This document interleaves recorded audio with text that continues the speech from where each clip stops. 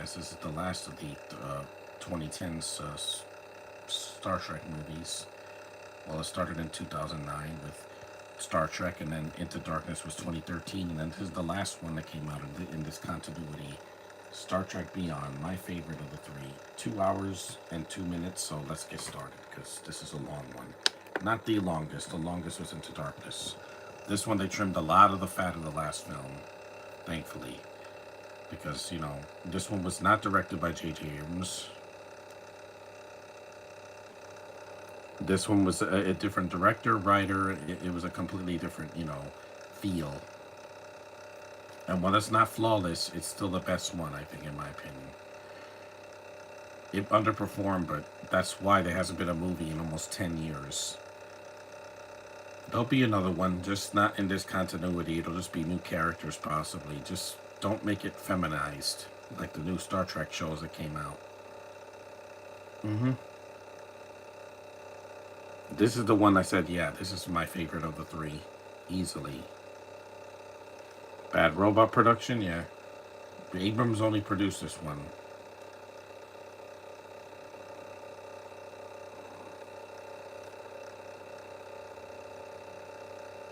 Easily the best one, because you have best pacing.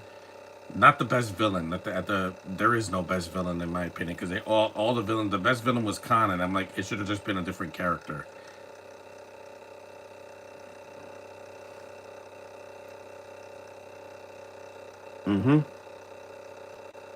We know who you are. This is the third film.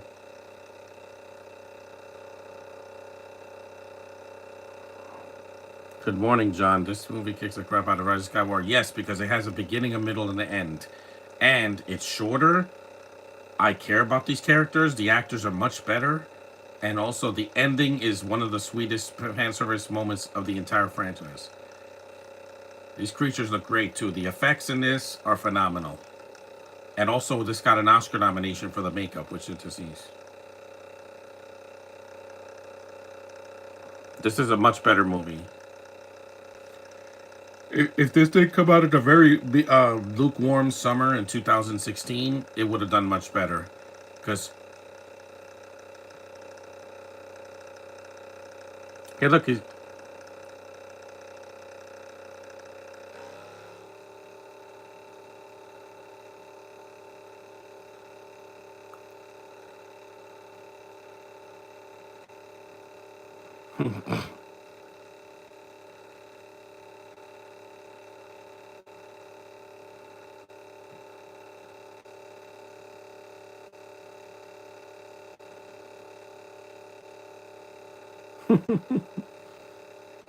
Watch it. Don't underestimate a little alien. They look big, but they're not actually really small. This is a year before Chris had his other hit movie, a year later, Wonder Woman. Which is a nice return for him. It was a massive hit. It didn't make $1 billion because people are racist against Gal. That's why. Just because she's Israeli. That's why none of her films have made $1 billion.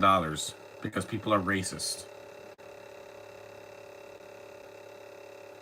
And this one finally has some color. It's the same cast. Justin Lin did this movie. He did some of the Fast and the Furious sequels.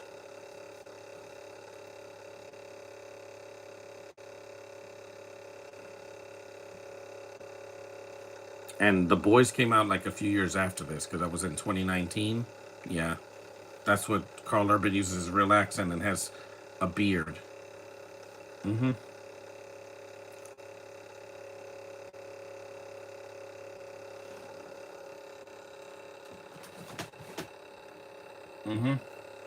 It was supposed to be 2 more years, but this movie didn't make a lot of money. It didn't bomb, it just didn't make the money that the last two did. Because people were afraid that this one was going to be even worse than Into Darkness. It's way better. No Alice Eve. No Benedict Cumberbatch as the villain, because he's never mentioned again. But it does have Idris Elba. But again, the makeup is phenomenal. There's a horror. John Cho's character. They do something with him I didn't like in this movie because again, it was 2016 and times are changing.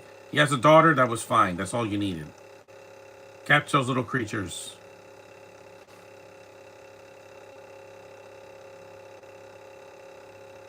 The makeup was already good in the first two films, but in this one, it's the best. You have a new character played by Sofia Boutella. Don't attack her in the comments. I know, okay? I get it. Mm-hmm.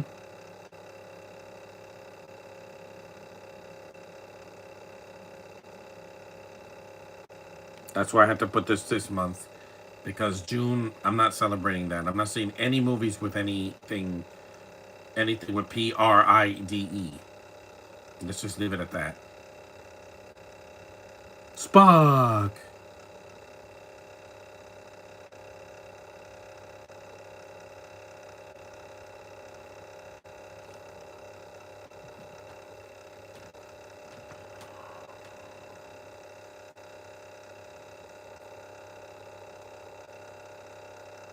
Because every time they do something like that in a movie or show, it takes me out of it. I'm like, why do you have to do that? You have to acknowledge everybody?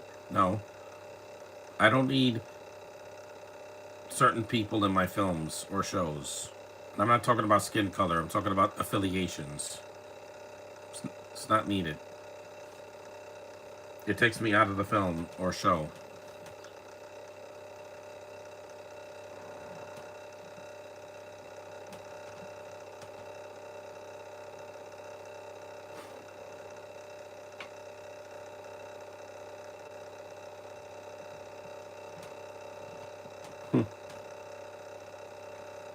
Booze. That's a stereotype, and yeah, this is the movie that acknowledged after Anton Yelchin passed away. I really, really miss him. And also, this one doesn't have Leonard Nimoy because he passed. He was too old to come back, but he was able to do Into Darkness for like one more scene.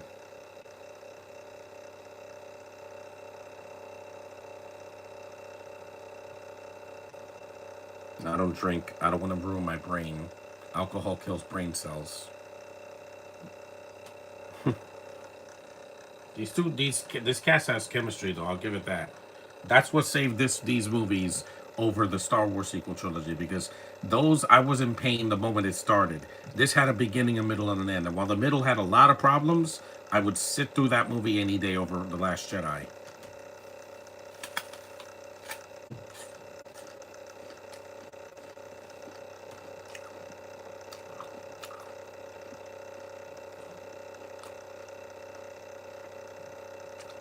That's why I have all three of these movies on Blu-ray because they're good enough to have on Blu-ray.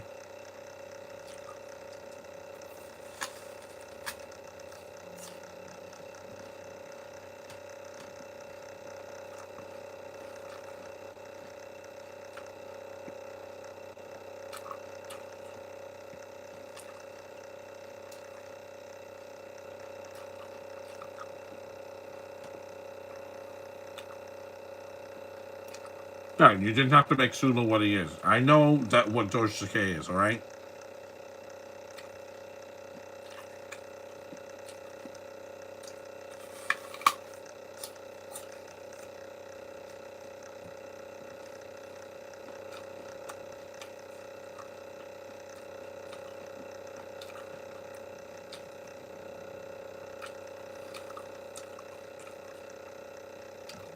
Mm-hmm.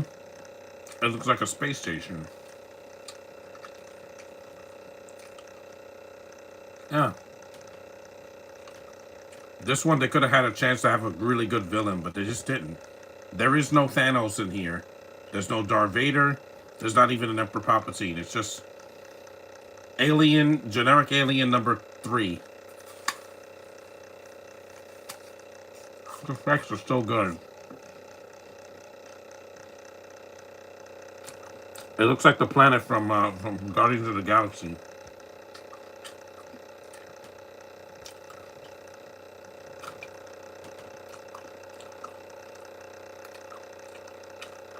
We're good. It does. It looks like the same planet from Guardians of the Galaxy 1.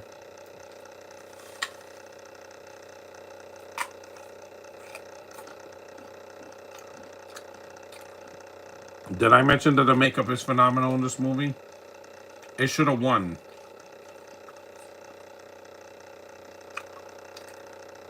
Again, I don't know you people. Stop putting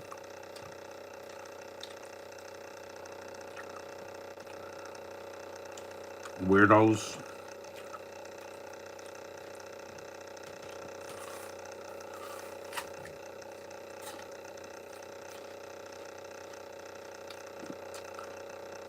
Just just because this movie changed directors doesn't mean they changed the character. They're so cute. I'm blocking you. I don't have time for this. Much better.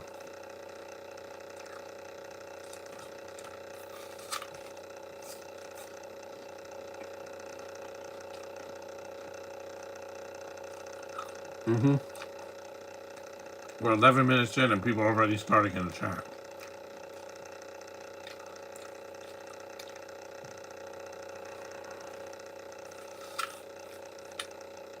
This is the scene.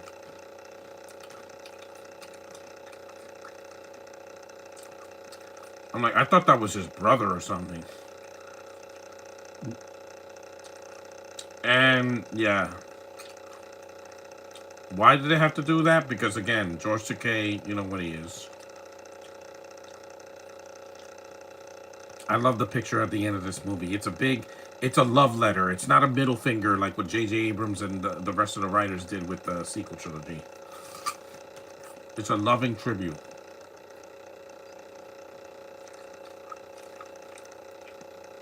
You don't give the middle finger to your fans. That's not something you want to do.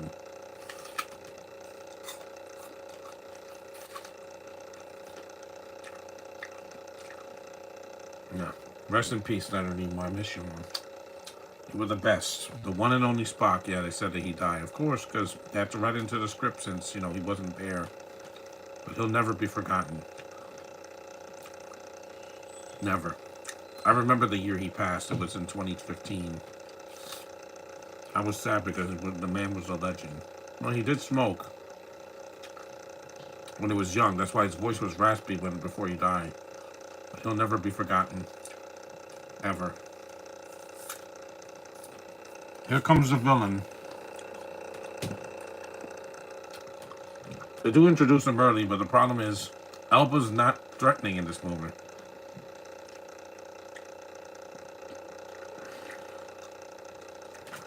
There's Greg Grunberg again. An actor you wasted in The Force Awakens, JJ, so screw you for that. He's a good actor. Have you seen that giant spider movie he did?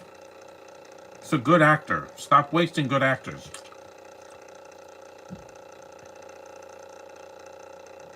Again, this makeup is just mwah. It is one of the best makeup jobs, since Guardians of the Galaxy.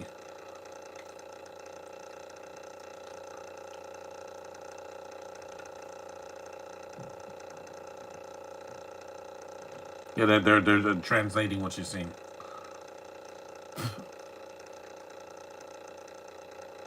I mean, Suicide Squad 1, the makeup, it's not a good movie. It's a bad movie. Yeah, the makeup wasn't terrible, but I'm like, it wasn't a good movie. It had horrible effects, a messy plot, characters I don't care about, stupid dialogue, overlong running time, a self-indulgent soundtrack, annoying characters. I could go on and on. This movie didn't have that problem, mostly. Yeah, this is the Indian lady. Happy birthday, by the way. It's Haslu or something. I forgot what her name is. It's hard to say her name. She's Indian. She's 73 years old. Good for her.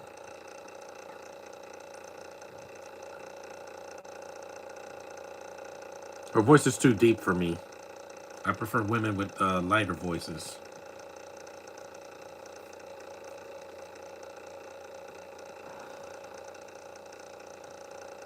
Like, why do you get emotional? Well, because something touches me and I cry.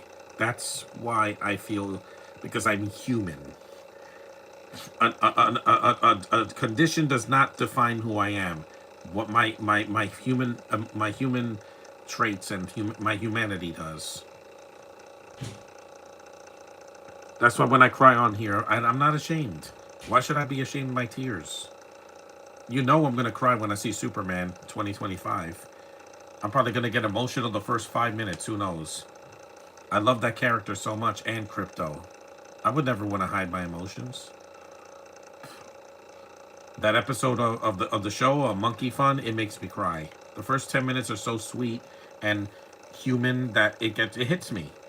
Lois has a pet chimp when she's a babe, when she's a girl, and they send it into space, and if she sees him again 20 years later, it makes me cry. Why? Because I love animals, guys. I love animals. That's just something you probably didn't know about me. I love animals. They mean so much to me. They were made before humans, so of course I love them. Not all of them, mind you. There's certain bugs I'm not a fan of, but I do love mammals and reptiles and birds. I respect them. Yeah, they do. They keep the spirit of Leonard Nimoy alive, and also William Shatner, even though he's, he's up there in age. He's in his 90s.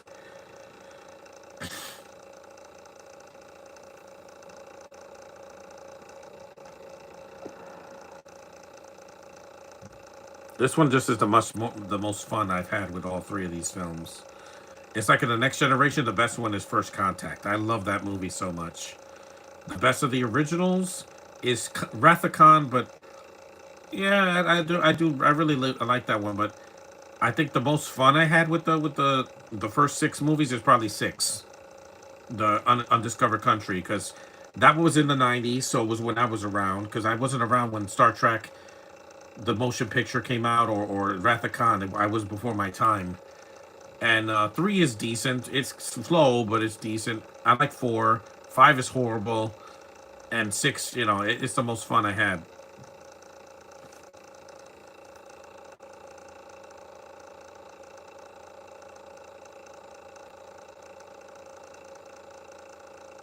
Of course Abrams couldn't do that. You know what he was doing. You guys all know.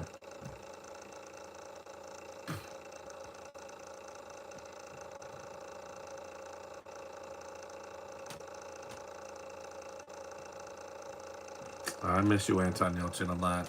Every time I see this, I miss him every day. He could have been in Fast and the Furious or something after this, but a car killed him.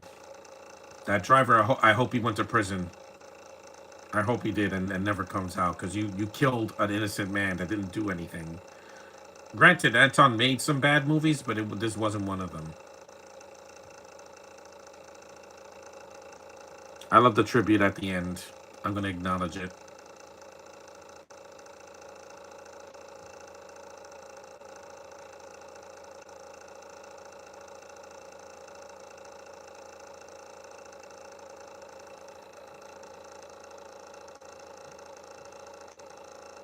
Yeah, I don't miss the lens flares at all, because those things were just killing me.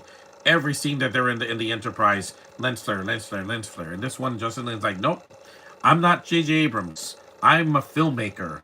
I don't remake movies. I make my own film, no matter what it is. Even the last Fast and the Furious, it wasn't good, but at least it's its own movie.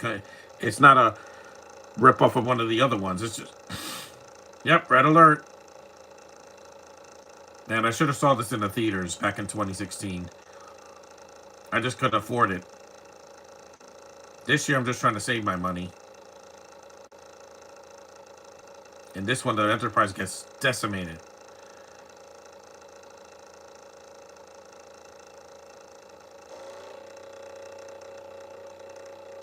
It's like the asteroid field in Star Wars.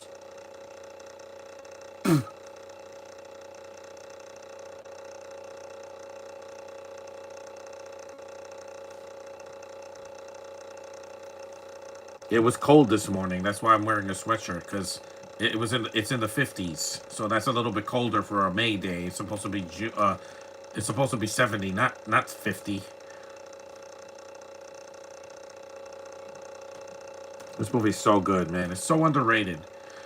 This is like Nemesis. When Nemesis came out and bombed, they had to reboot it with the J.J. Abrams movies. But I get it. But that movie is decent. It's not as bad as critics say. It's not horrible. Insurrection was so boring. I don't know why that movie even made money. All of these movies are still better than Insurrection because that has a really good villain, but it has the pacing of a snail. And I'm like, oh my god, just somebody blow something up already. It's like the Nostalgia Critics review of Last Action Hero, where there's just a lot of talk. He's like, blow something up. I love that review. It cracks me up, man. I still enjoy that movie.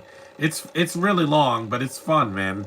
The premise is a lot of it balls to the wall, man.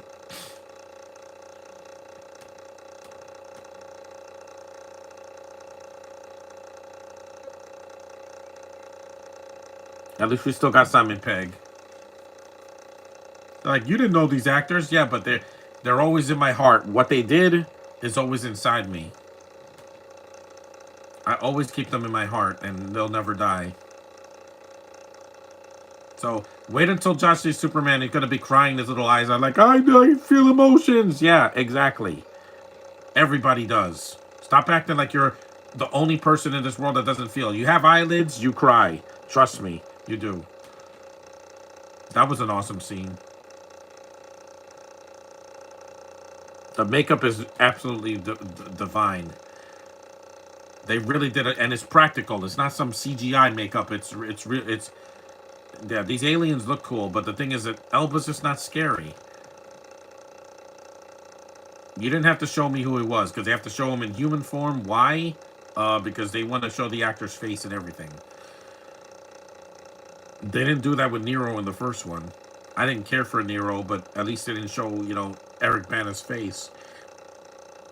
It takes the mystery away from the villain. You're gonna cry, Josh. I'm telling you. You're gonna feel so much emotion. You're gonna get a movie 5 stars and say, "This is the pinnacle of cinema." I know. You don't have to tell me. I have something you don't have. A sixth sense. I see things before they happen. I knew Minecraft was gonna be a hit. I thought it was gonna be a flop because I'm like, this looks dumb, and it's made $900 million worldwide. Fans are gonna defend that movie, no matter how dumb it is. Yeah, there's some subtitles. It sounds like Knuckles speaking another language.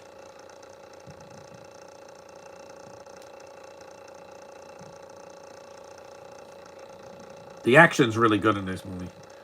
You just want to get so. Who's gonna bully you, Josh? Who? Do people bully me when I did the Death of Superman? I cried like somebody died and like I lost a family member. That's how much this means to me. This YouTube channel is not just it's not a job. It's a hobby, but it's personal to me. That's why I do so many live streams. That's why. It's not a job. If it was a job, I'd be doing this every day, and I don't. Yesterday, I couldn't. I thought I was having company, and they were only here for a couple of hours.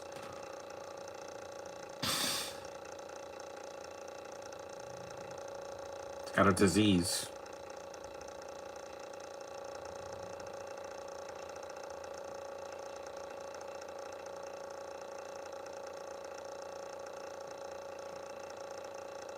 Make fun of you. Really? They're gonna be like, "Oh, you're autistic. You're crying is supposed with the territory." No, everybody feels emotions. If you have eyelids, you feel emotion.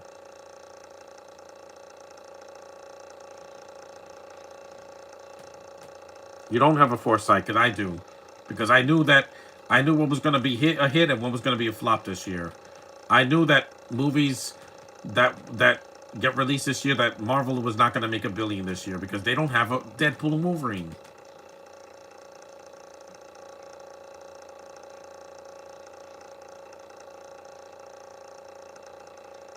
I really enjoy Sophia Patel in this movie. She doesn't show up until later in the film when they get on the planet. You just can't see it, then use it.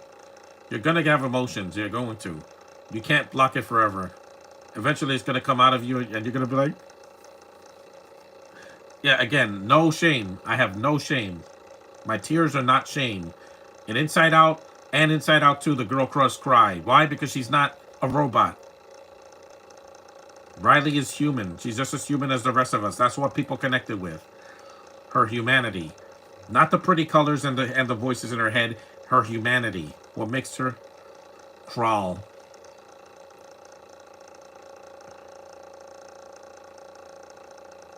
Maybe in the next Star Trek movie, they'll cast somebody that's not British to play the villain, because you had an Aussie and then you had two Brits. Yeah, see, there's some stakes in there. When they fly out of the Enterprise, they die. They're not flying in space like in The Last Jedi. That movie only gave me one emotional scene, and that was with Luke and Leia. They finally saw each other after many years. Why? I have a deep connection with my sister. She's my better half. There's nothing I wouldn't do for her. When you can feel the love, yeah, you cry. A lot of people cried at the end of Endgame, and I get it. I get it. No one was crying at the end of Thunderbolts. Oh, these people are messed up, so I'm so supposed to feel sorry for them. No. Okay? I don't care. I'm not seeing it in the theater. I'm not giving that movie my money. You don't have to block it.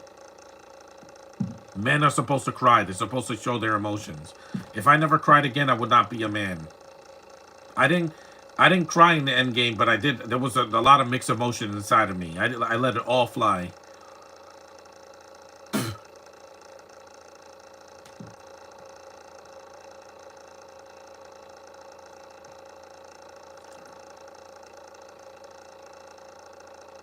Mm-hmm. John Cho.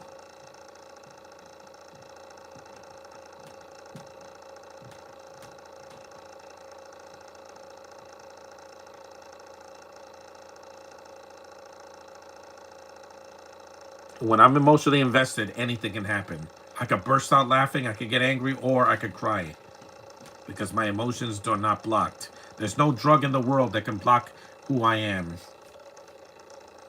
No drug. No substance in this entire world, man. And I had a horrible Sunday last week, so be calm in the chat. Be calm or be gone. Got it? See, you have this character instead of that god-awful Alice Eve character, who I don't even remember her name. I like Peter Weller, I just didn't care about her.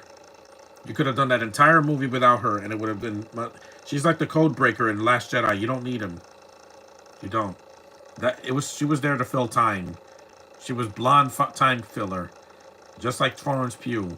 Puke. Because I don't have time for your drama today. Last Sunday was one of the worst Sundays I've ever had in my life. I overslept. It was raining. I had a stressful day. I went through a lot, Josh. You don't know the half of it. There was a blackout in my area. Yeah, it was horrible. It's another reason I didn't do a podcast at night. Kirk is very active in this movie. He's not passive. Real Men Don't Cry. Chris Pine's cried in a lot of films.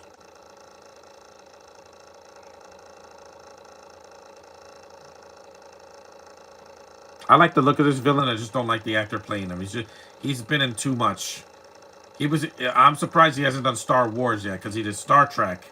He did the Avengers and the Thor movies, and he was in the Sonic movies, the sequels. We don't need him in anything else. We've done enough.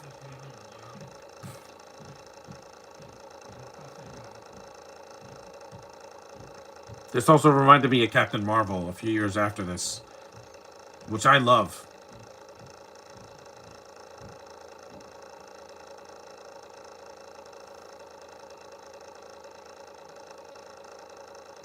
Good stuff. Yeah, the Enterprise just gets totaled in this movie. Yeah, Gamora comes out of this one. She's not yelling as much, because in Guardians 3, she does a lot of... I got emotional in that. Everything with Rocket, I got emotional, because he's an animal. And also with the otter and the bunny rabbit and the walrus. And also the baby raccoons. That made me cry. It's still going to. I'm human. Look at me. I'm human flesh.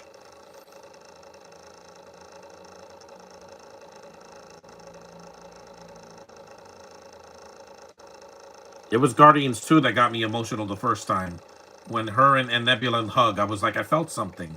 And then in 3, I had let it flow. I couldn't even look at the screen because I was so devastated. Again, I'm human. I'm not going to pretend I'm not. Not an alien. I'm not a robot. I'm not a plant. I'm human.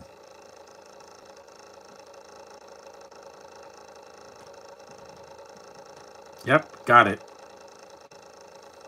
Crawl did not get his MacGuffin. This really is a good Star Trek movie. I wish it wasn't the last one for almost a decade. Instead, we got like 5 TV shows that nobody cared about: Discovery and the Below Decks and the freaking what was it? The Picard show. Yeah, it's too many shows. Too many. 2 shows would have been enough, but they did like 5. It was way too much. Less is more.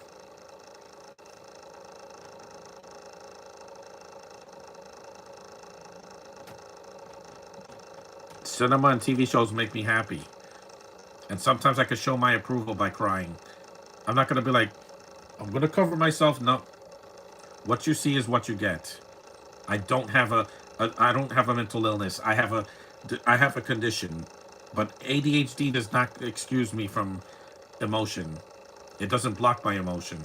If anything, it enhances it. That's why I'm so passionate about everything that I do. Every podcast, yeah, you're going to see me. If I don't want to be seen, I'll just do it with the camera off.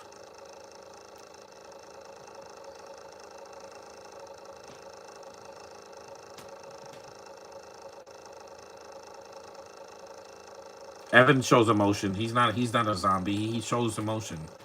Here comes the Enterprise. We're 31 minutes in. Just about.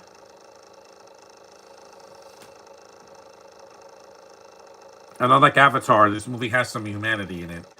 It's not just a bunch of green screen and things I don't care about. Escape pods, yeah. They gotta save the main characters.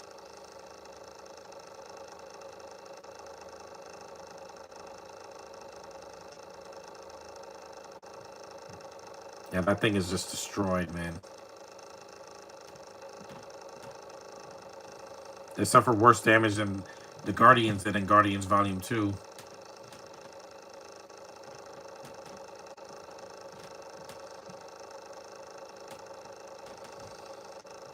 It's a good explosion, and with Justin Lin, you get what you pay for. I bought this on Black Friday a couple years back in the 2010s. That I do remember.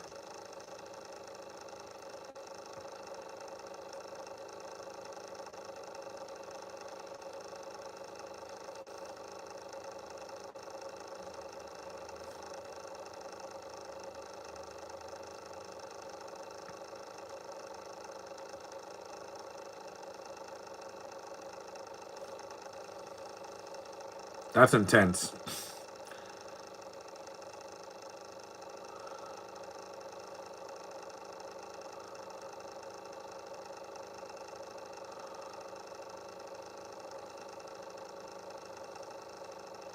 I do like the blue suits in this one. They show way more color than in the last film. The last film was like they were ashamed that it was a sci-fi movie with color. Even though all the Star Trek shows.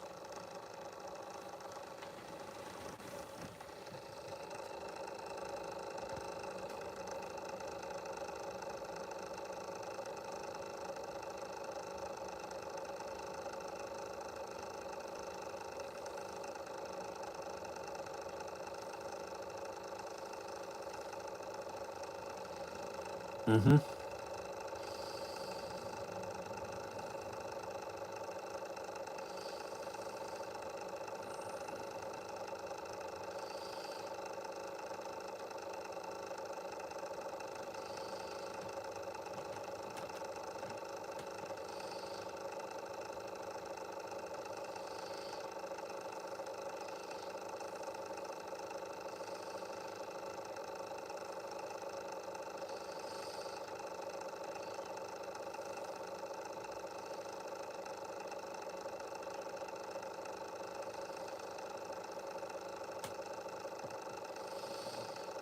Yeah, they didn't want to put too many subtitles, so they had a translator for her.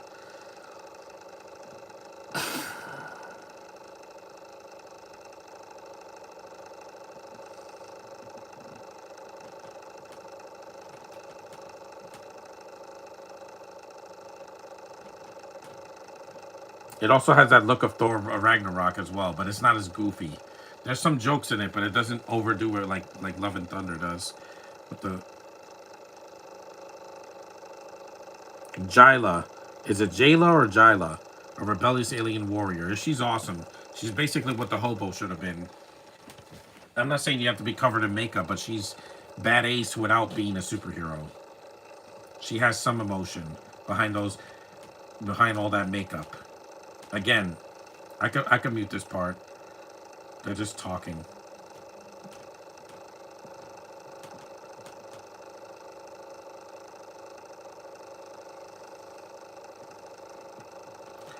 How does he know our language? Well, it's a British actor, and they assimilate their human language. Sorry, you're. Once he did Knuckles, I'm like, yeah, that's what you are now. You're Knuckles. You cannot stop a warrior. Again, you're Knuckles. I hear that voice and I'm like, yeah, don't see Idris Elba anymore. I just think Knuckles.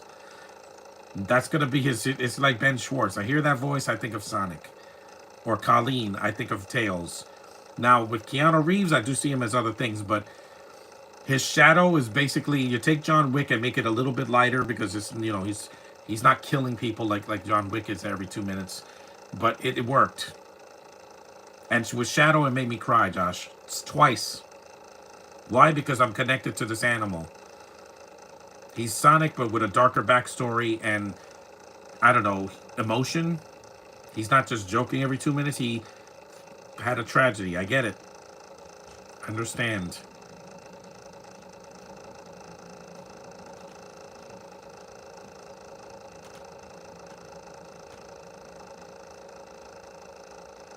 And oh my god, a set. I miss those. Yeah, see, Spock almost died. I care about these characters. Who knew? You made me invested in these characters from over 50 years ago? Yeah. Almost 60 years, I think.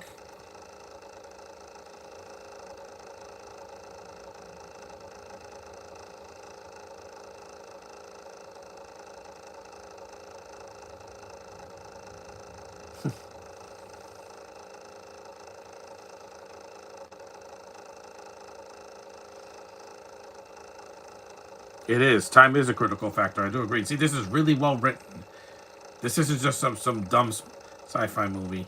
Jayla. I like her. She's awesome. But despite what you guys think about Rebel Moon, I know you guys hate it. I know you hate Zack Snyder. He didn't direct this. When she's directed by a good director, she works. Look at the Kingsman movie. Look at this movie. Even The Mummy, I don't blame her for that. I blame the writers. They took The Mummy and made her a side character in her own movie. Well, how would you feel, Josh? You'd be like, man, that sucks. I know. This is Star Trek, and yes, it's Star Trek. It's the characters that we know from the show, just younger. This is her best thing. Yeah, I agree with that. That and the first Kingsman, because she didn't do the sequel. Yes, she's foreign, but she's Algerian. That's in Africa. Amy, yeah, we're gonna.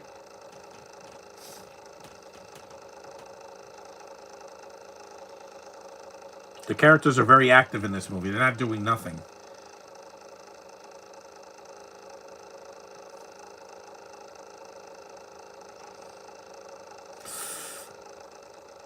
Mm-hmm. That looks painful.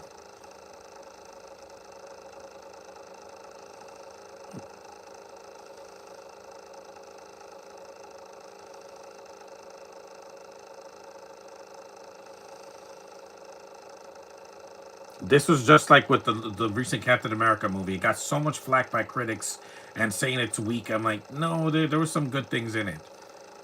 Thunderbolts, I just don't see a bunch of, Neanderthals as your main characters. A bunch of rejects from other Marvel movies. I'm sorry. That's how I feel with most of them. Rejects.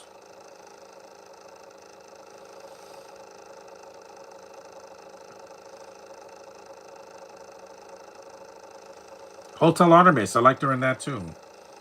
She, she's a good actress and she's beautiful. There's some all more of that amazing makeup in this movie. And this lost Montgomery, that's his name. MODOK? There she is. 40 minutes into the movie. That's awesome, man. She's cute. She has little eyelashes. I like that. That's an awesome character. She should be at Comic Con more. The most underrated female character. And she has a stick too. But her introduction is later in the film. And I don't know. She's just a better looking chick. And a better actress. That's cool.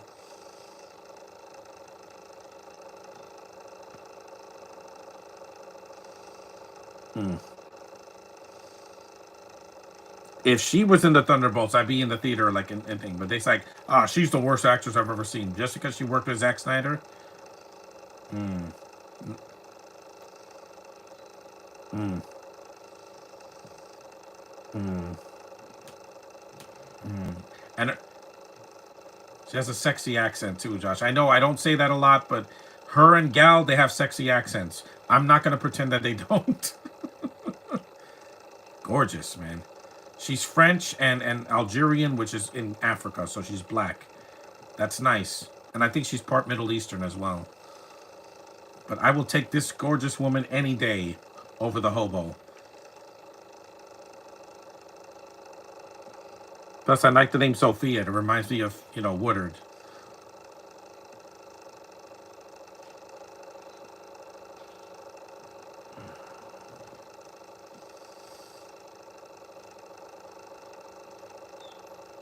Mm.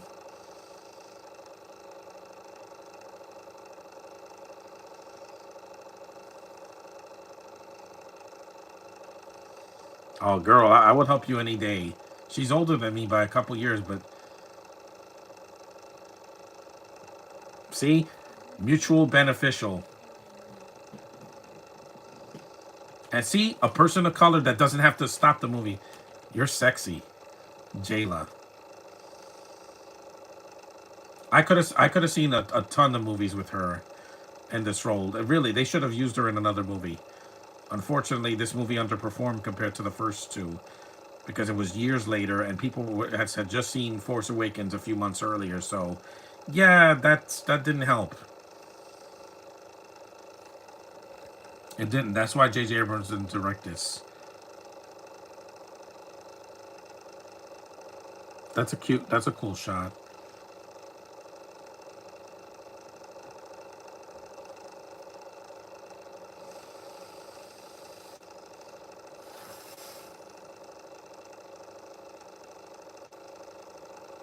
Plus, I wanted to do a movie in English because I've mostly seen a lot of Godzilla movies, which I love seeing them, but I had to read subtitles for 90 minutes. Well, 80 or 90 minutes. This is 2 hours and 2 minutes, so I wanted to do it early.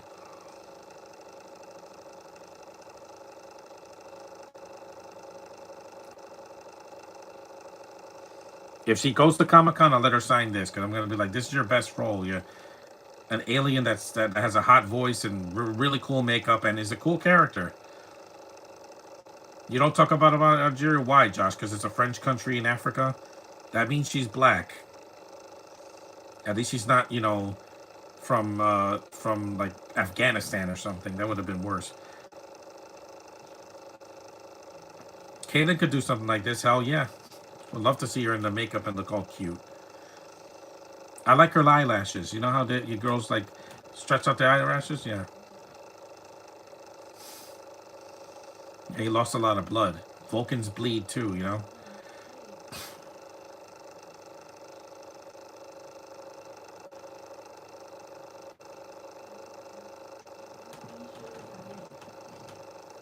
Yep, this is the way. Wink, wink. They did this a few years before Mando did. Oh, I love that. Justin Lin and the writers definitely probably saw Mando years later and were like, wow, our line made it into a Star Wars show. This is the way.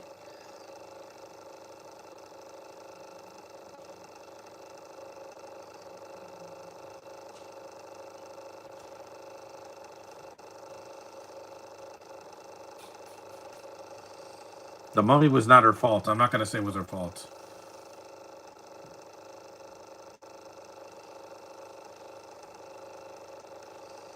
USS Franklin.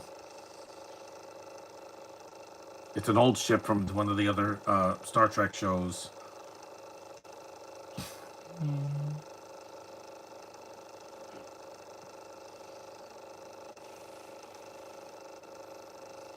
You can't hide them from me, Josh.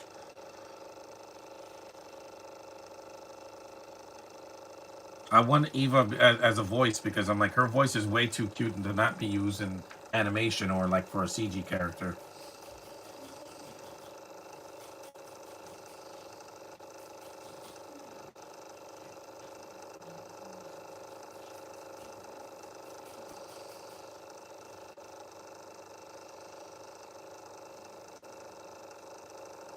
45 minutes in, yeah. Or 46 now.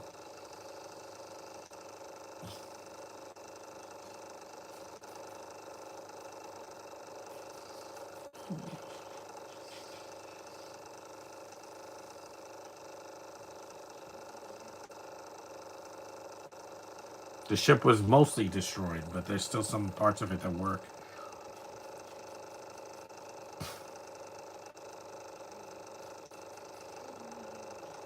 Ugh, that's disgusting. Let me lie down because this is going to be a long movie. Keen's the alien that was in all three movies. Let me just lie down because it's a long movie, so I want to be as comfortable as possible. See, this has an Asian and a Hispanic, and they don't dwell on it. That's not what Star Trek is about. It's not being preachy. Because unlike The Last Jedi, where you have an Asian and a black British man, and yet they have to dwell on it. They have to hit you over the head with the diversity checkbox. This movie didn't have to do that. It did it from the beginning and didn't have to like dwell on it.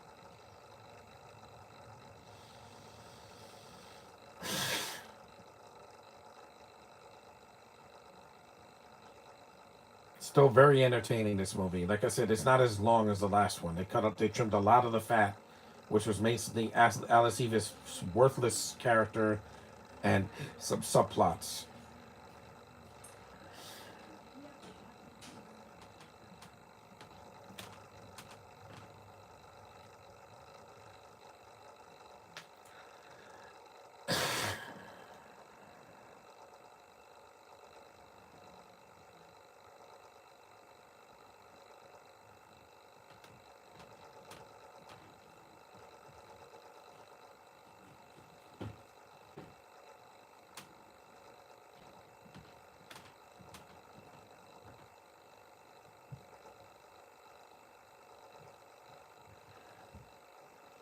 Yep.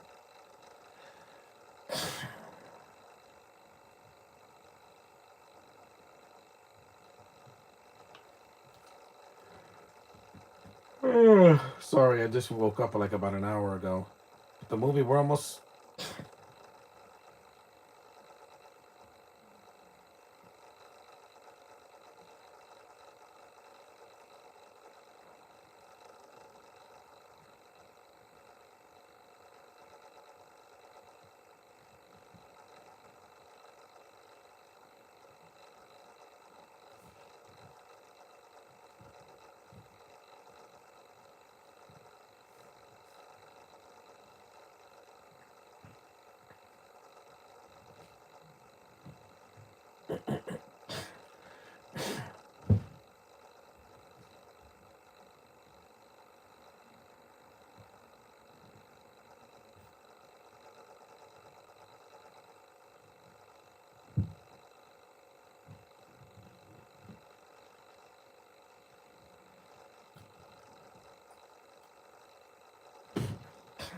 Traitor.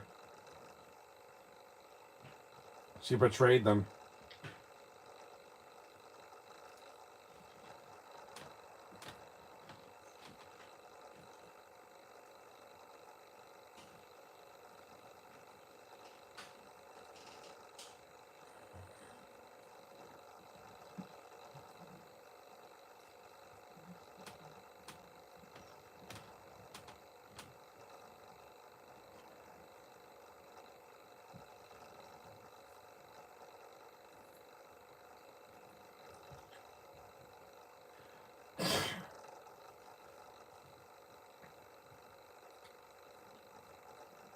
That's why they give Chekhov so much screen time in this movie. They made sure that they didn't waste Anton Yelchin's final, performance here.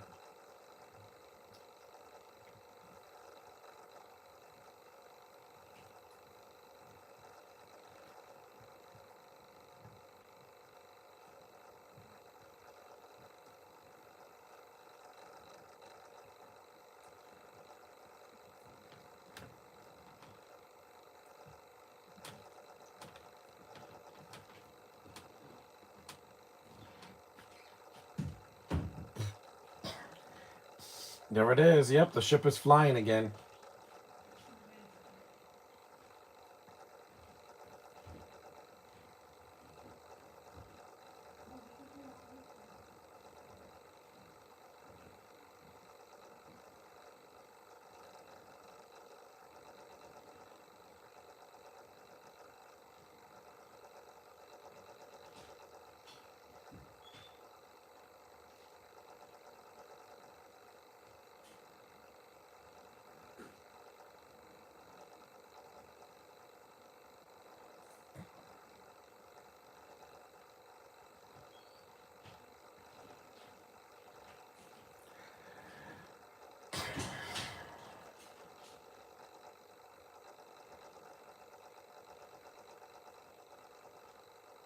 It's a good scene.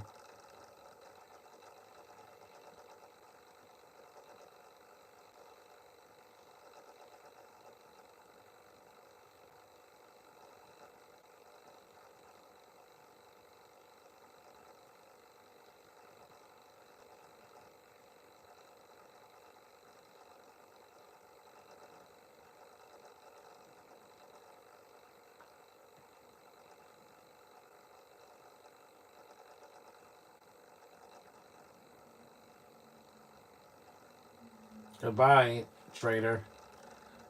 Really exciting action sequences, and it doesn't remake Star Trek 3. No, the only thing from Star Trek 3 in this movie is that the Enterprise gets mostly damaged, but it's not a remake of that. Troll is a completely different villain than whoever was in Search for Spock. So I do appreciate that this movie does its own thing, because, man, Into Darkness, the second half just felt like a remake, and I'm like, JJ, we do not want to be reminded of the past for the entire film. Do something different. You did with Mission Impossible 3. That was not a remake of the first two. It did its own thing, and it worked mostly, except for Tom Cruise jumping on the couch. But again, he was in love and he was acting weird. Again, that's Cruise. He like he like he likes to jump on things. You get it. It's just Knuckles talking really slow.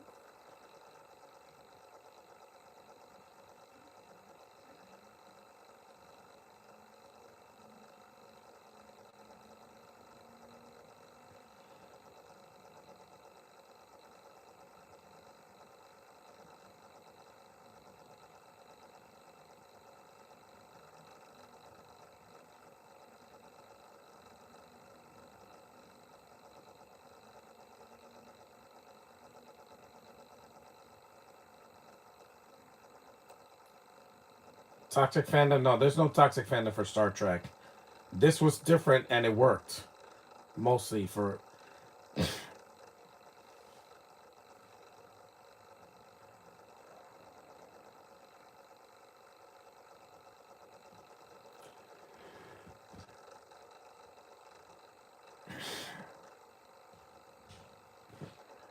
It's funny because both of them die in Infinity War.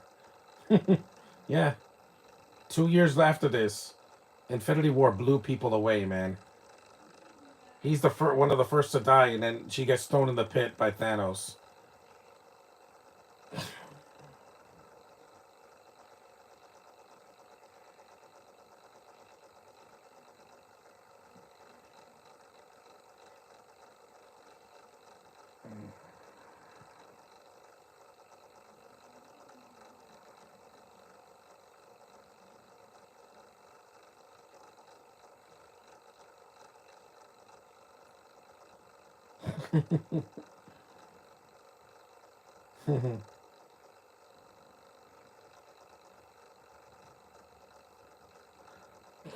Yeah, pretty much.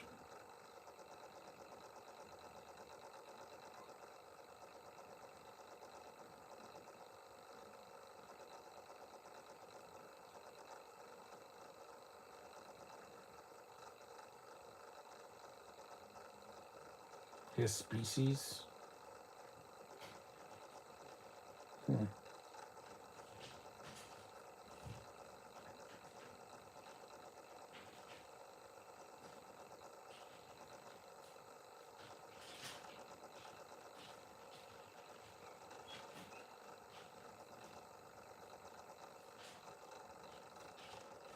Thank you, Leonard Nimoy.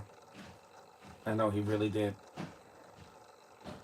I know every Star Trek fan was sad on that day on feel.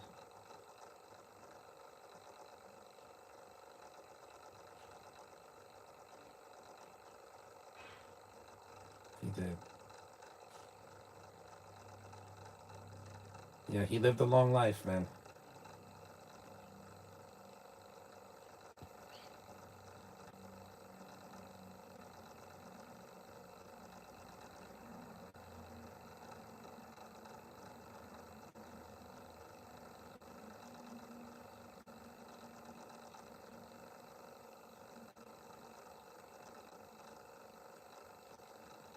Like New Asgard. Hmm.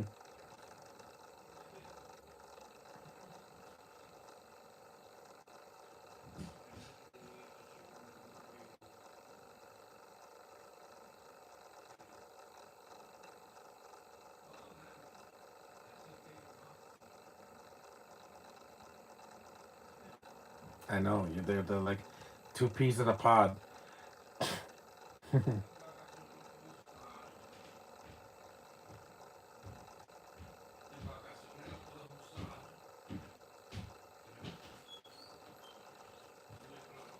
No, he smiled. Oh my god, I haven't seen Zachary Quinto smile in a movie in a while. See, it doesn't kill you.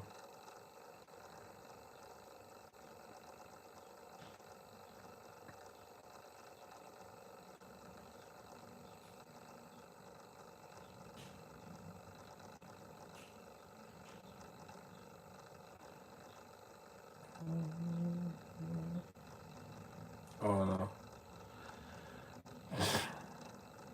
Yeah, fight the power. That was in Do the Right Thing. Remember that? When he has the two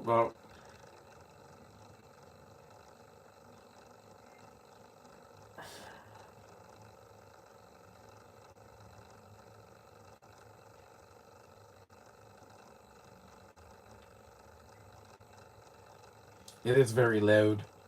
That's what the louds are, Scottish. Get it? Because she's black.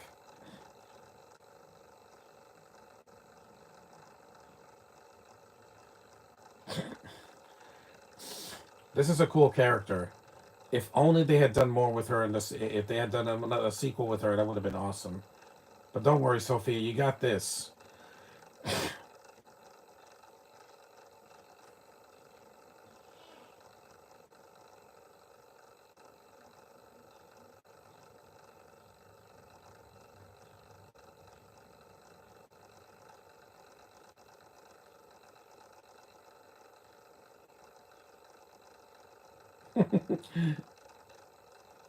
Hmm.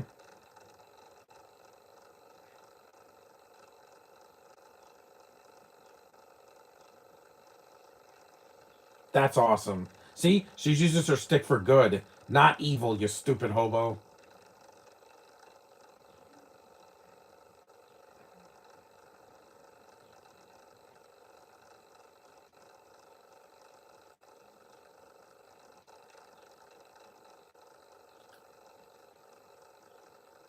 It's hard to be sexy under makeup covering your whole face. Plus, she got to keep her hair. She didn't have to shave her head. I saw her on the red carpet for this, and I'm like, you're really, really attractive. I would love to meet her. Hey, as long as she takes showers, I'm good. You know what I mean.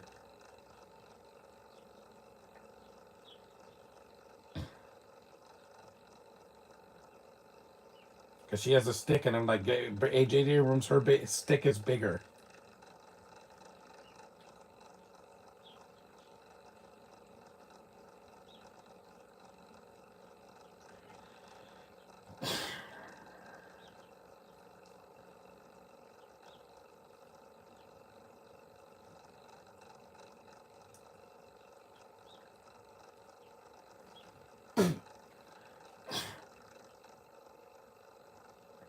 The Louds are Scottish. She has Scottish descent.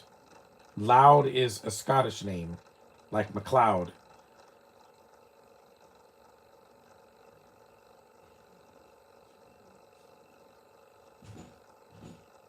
You have a magazine from this, Josh, from your Facebook. She has her pictures there.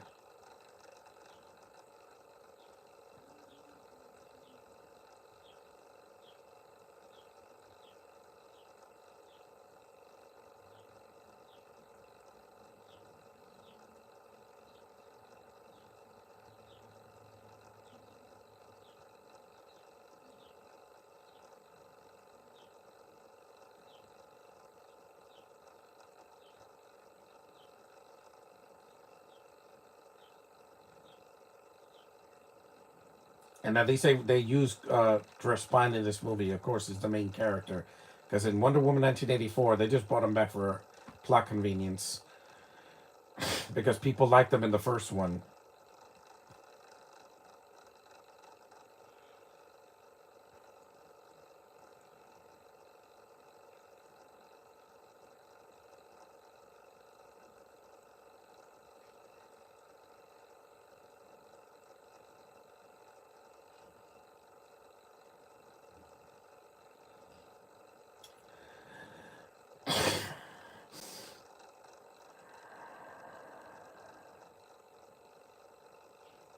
Mm-hmm.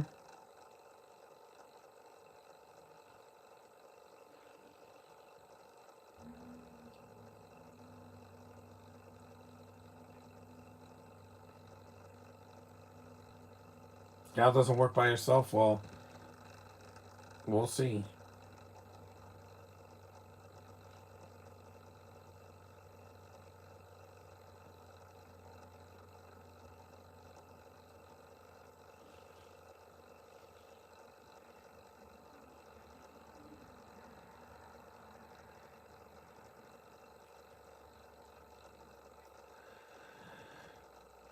He's in a lot of pain. Yeah.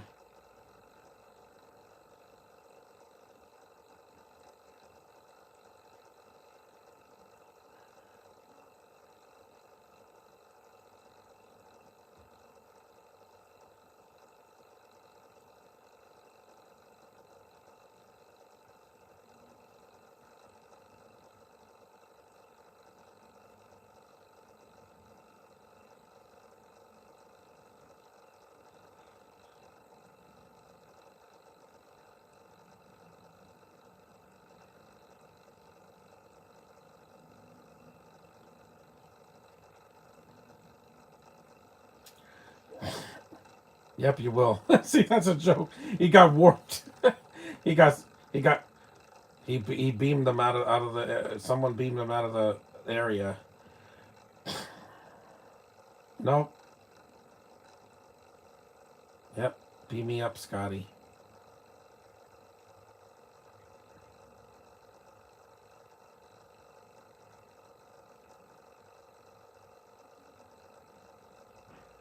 Man, this cast is so good together.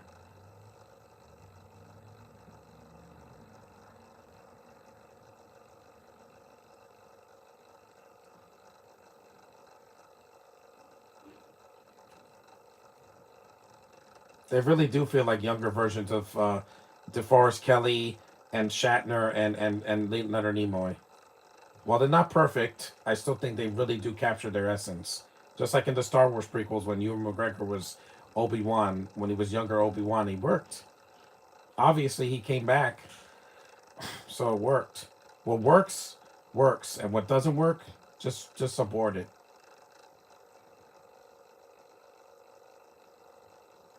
65 minutes in, we're halfway through the movie.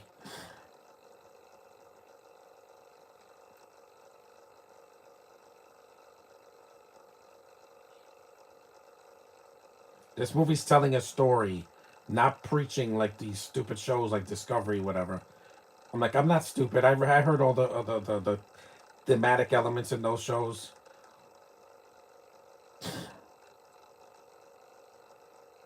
Yeah, if you did Jayla, if you did Mara Jade like you did with Jayla, but introduce her a lot sooner, not 40 minutes in, that's a cool character. You don't have to give her 15 minutes of exposition. You know what this villain reminded me of? It reminded me of Malekith from Guardian, from the second Thor movie, because he mostly speaks. He's mostly covered from head to toe, and he speaks in subtitles.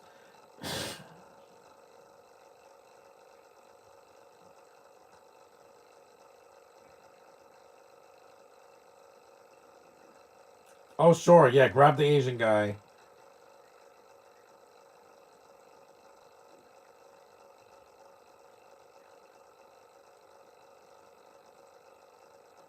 That's a cool effect. It looks like Alien. Her hair's like the face hugger in Alien. That was a nice. That was a cool, clever. That's a really cool effect. It really is, man. They are going to use her, Josh. I'm telling you. If it's not Karen, I'm fine with it. There's other actresses. They could get Sadie Sink in 5 years, and that would work for me because she has red hair.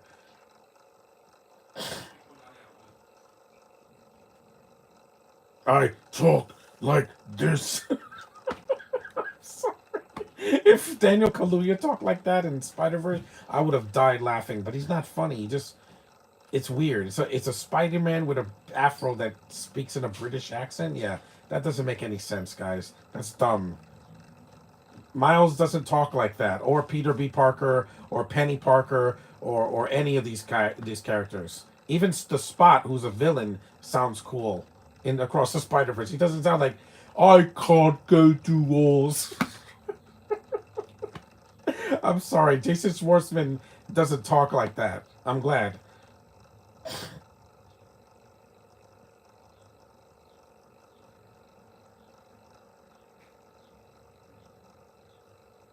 I do like villains with a cool look, and the Spot had a really cool look. I never said anything bad about the Spot.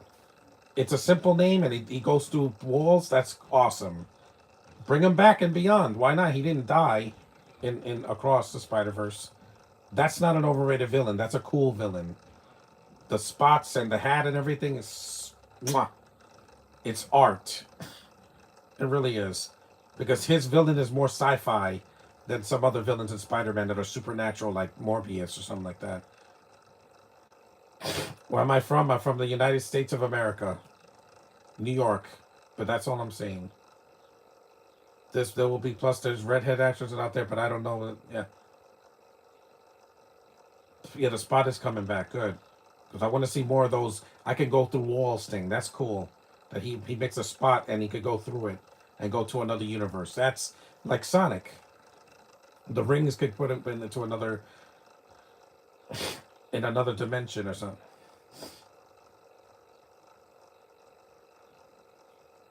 I'm gonna see Beyond in the theater. I missed this one. I won't miss Beyond in the theater. I just don't want it to be 3 hours long. If it must be 2 hours, make it 2 hours and 15 minutes and at the most. Don't make it 2 hours and 49 minutes because kids can't sit in the theater that long. And I have my mouse costume. I could wear it. Mm-hmm.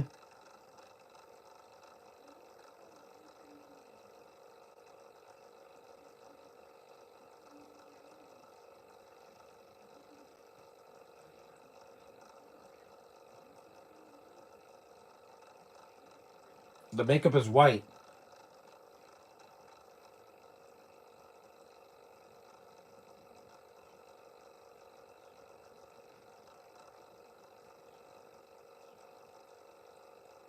I know. That's why she likes like Shadow. She's a sympathetic character, tough but sympathetic.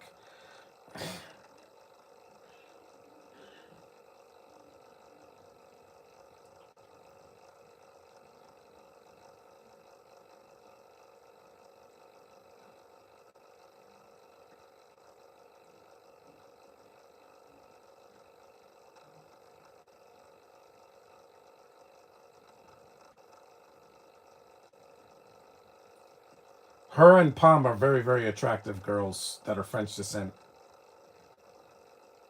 Of course, Palm, I was going to be attracted to her. She's Asian.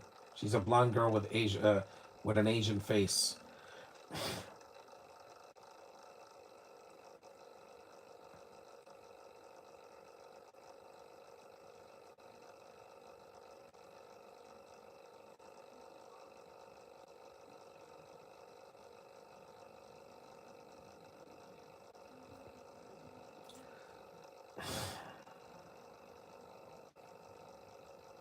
I don't know what that means. Yes, she is.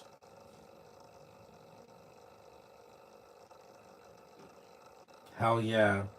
You tell them side of Bay.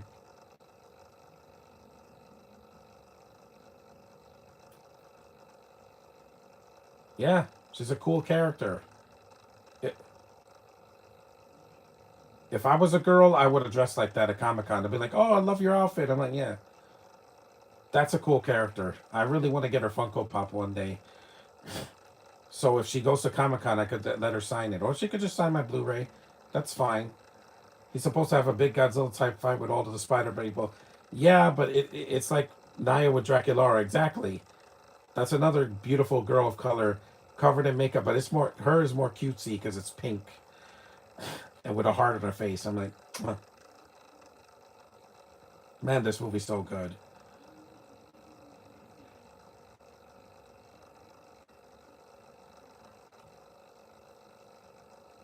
I would give this like 4 out of 5 stars on Letterbox. I think I've reviewed this on Letterbox. It's still my favorite. This like the really loud house, Halloween is phenomenal. They're not Oscar worthy, but well, this one is for the makeup. But they're not like Best Picture awards contenders, but they're good films. That's a cool scene. The motorcycle scene, yeah. If Tom Cruise could do it, so can I. And this is a lot sooner too. It's not an hour and it's not 2 hours into the movie. I clocked it in Dead Reckoning Part One. The motorcycle scene is 2 hours and 10 minutes into the film. That's way too long to see the money shot of the movie. Hopefully, the airplane scene is not the last 10 minutes of Mission Impossible 8.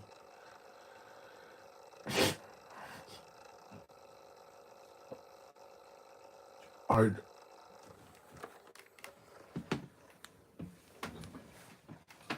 hold on, I gotta sit down because I need to get some tissue for my nose, not my face.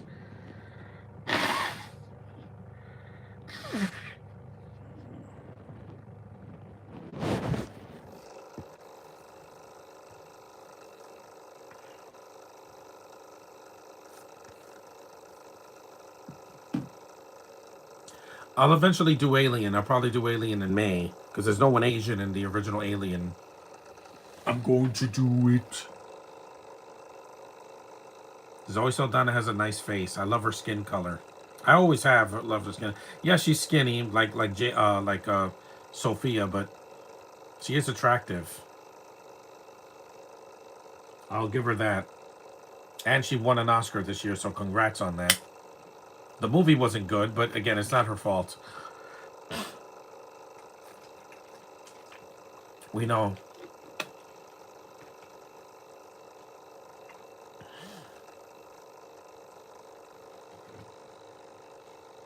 Yeah, that's her Gamora voice. So good. It's authoritative. When she speaks like that, she's talking with authority. She's not cowering and running away.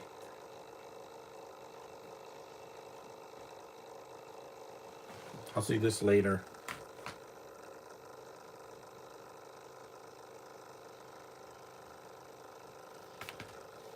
That girl disintegrated. Mm-hmm. Good stuff, man. Not the best Star Trek movie, but my favorite of the three that came out between 2009 and 2016. Uh, of course, Pink got over it. It's a feminine color that's very cute and sweet and lovely.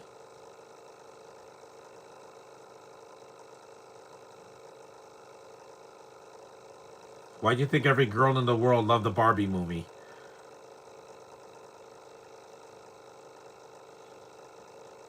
That's awesome. He's on a motorcycle. It's not a space motorcycle. It's just a motorcycle. That was a cool effect. Yeah. See, this movie has a lot of good in it. There's a lot of little touches that just it makes me smile because they have the budget for it and they don't waste a budget on horrendous de-aging like Rogue One. Why would you do that? Why would you bring back an actor with CGI when we didn't ask for that? Or Alien Romulus, where Ian Holm is dead. Why would you want to have an android look like him? You could have had an actor that looked like him. That could have worked. This movie didn't have that.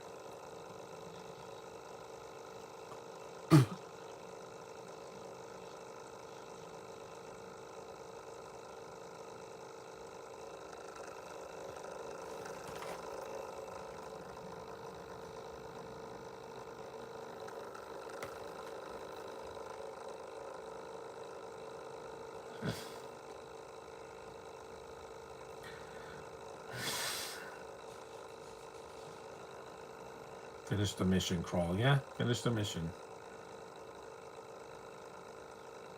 Even the costume design is really good in this movie too.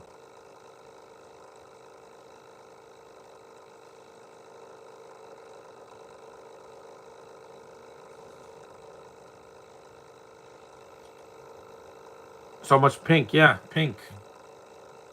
Also, Amy is pink. Draculaura's pink. Princess Peach is pink. Yeah, pink works. Elsa hasn't worn pink yet, but she's more blue and white girl.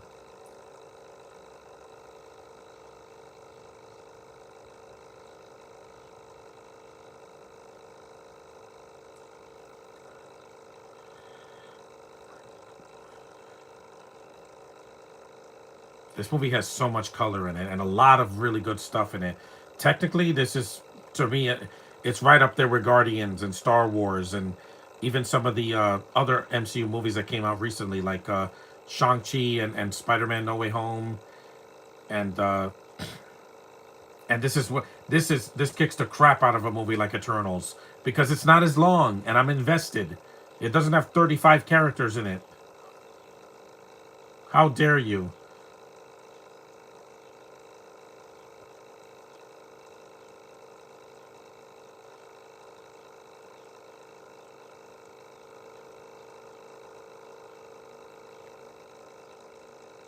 You kicked a woman, you're gonna pay for that.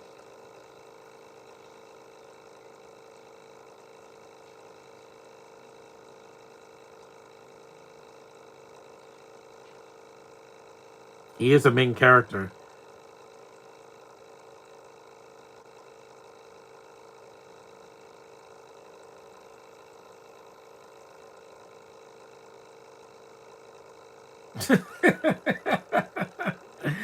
Oh, that was funny.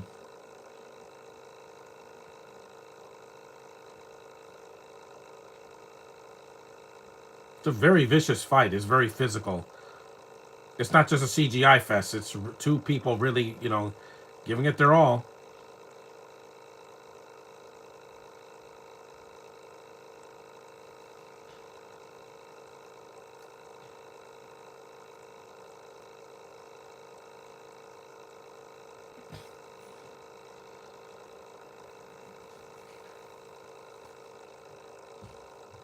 That's right. Kick him in the face, Jayla.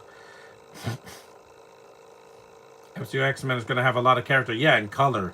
Because we had a lot of color in Deadpool and Wolverine. We need more of that. I'm sick of these Marvel shows and movies looking so drab and having no color. Oh, Thunderbolts doesn't need color. Yeah, that's why the movie's not doing as well as Minecraft. Or Sonic 3. Or the last Guardians movie. Or the last Batman movie that came out. Yeah, that had more color. A lot of red, but it had color. It wasn't a drab, ugly looking movie. It's one of the best looking DC movies they've made in the last 5 years. That's awesome. The song in the trailer is not here.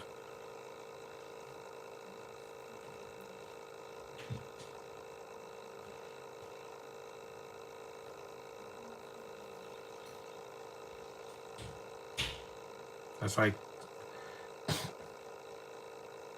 It's like Kirk thinks he's Evil Knievel. Whee! That's really cool. It has fun to it. It's not taking itself so damn seriously. Like some other Star Trek movies I've seen.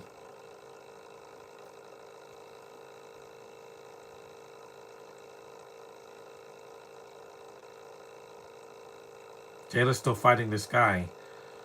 Not everything needs color, but no, sci-fi needs color. If it's not in black and white, I want to see color right in my face.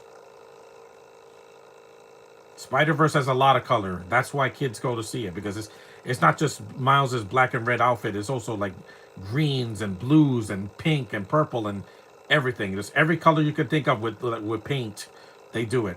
Animators are not stupid. If you have color, use it.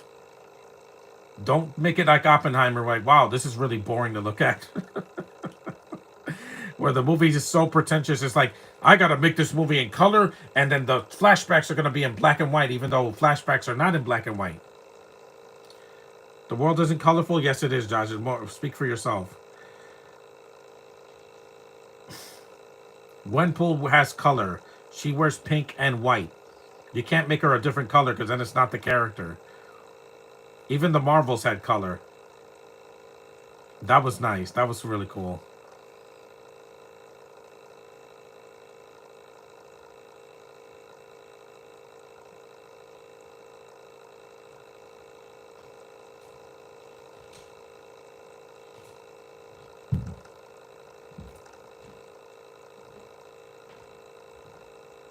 We're 81 minutes in.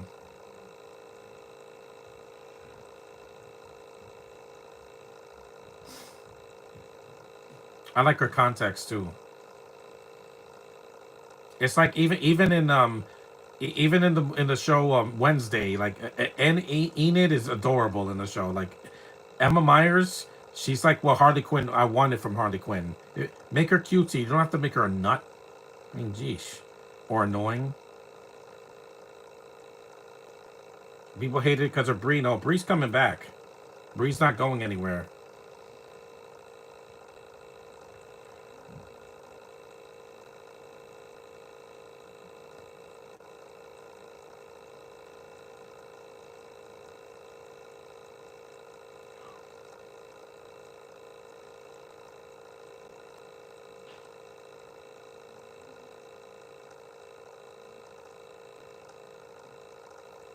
Mm-hmm.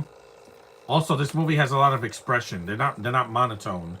Even Spock, and he laughed in this movie. He smiled. There's a lot of personality in this movie. Hollywood thought having movies taking themselves so seriously would have made them Oscar nominees.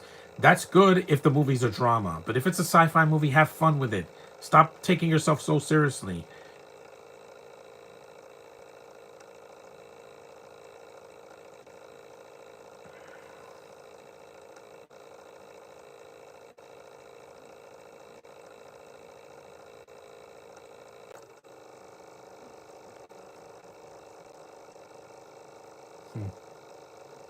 Yeah. You'll never be forgotten, Anton. Never.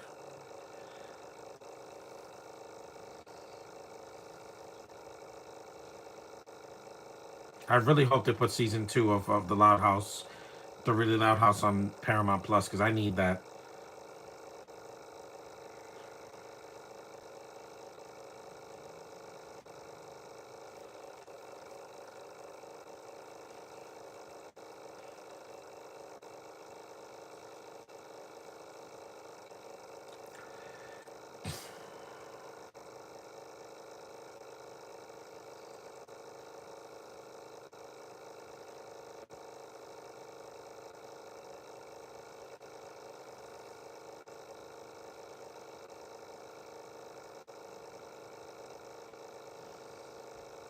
So far, this is a much better Sunday than last Sunday, because, my God, last Sunday was just a marathon of problems.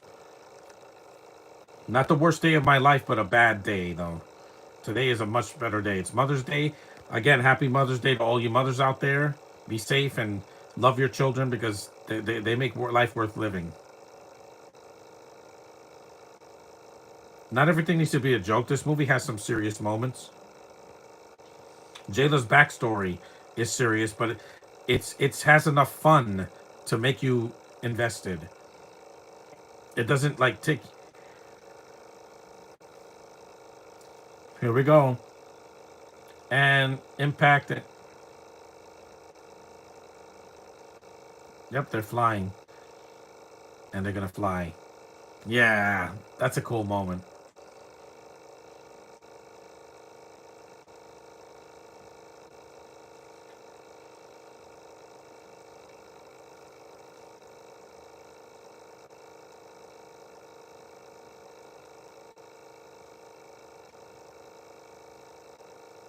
Just they got off that planet finally. See, they were on that planet for about a third of the film, but it served a purpose. It's not like Cantonica in Last Jedi where it's there to padding the running time every single time. She's in space again.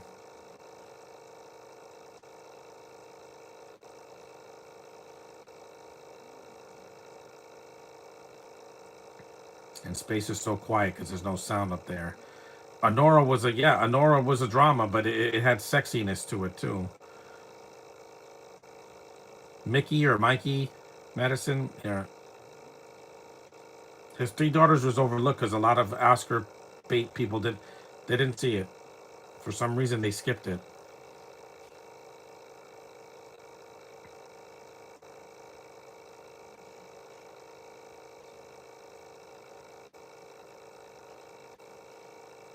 Yep, more space battles.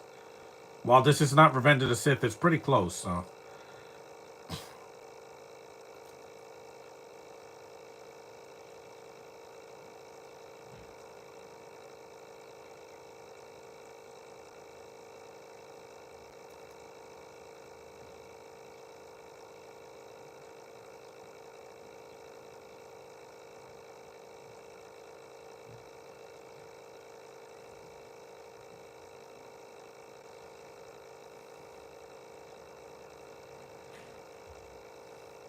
Yorktown.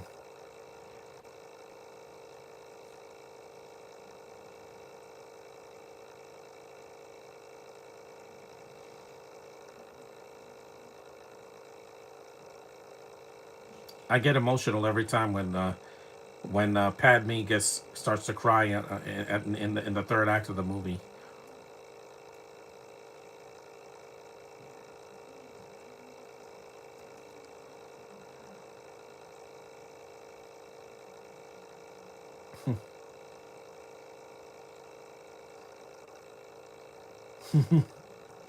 So good, man. See, because the cats are in sync. They're not bickering for the whole movie. With Rise of Skywalker, I couldn't wait for them to shut up because I'm like,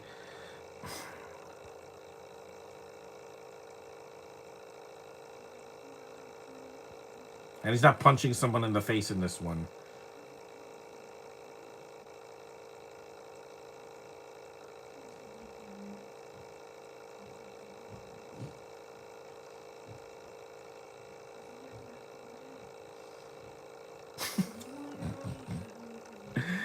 Yeah, I'm gonna be in The Boys in a couple of years as whatever his name is, Butcher. I think his name is Butcher. I don't know. That was funny. The energizing looks great.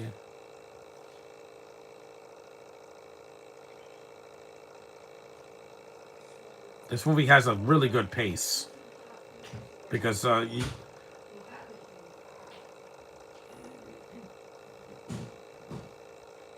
this is like the scene in Guardians 2 when the high not the evolutionary the priestess, you know, she has those flying simulations. That's cool.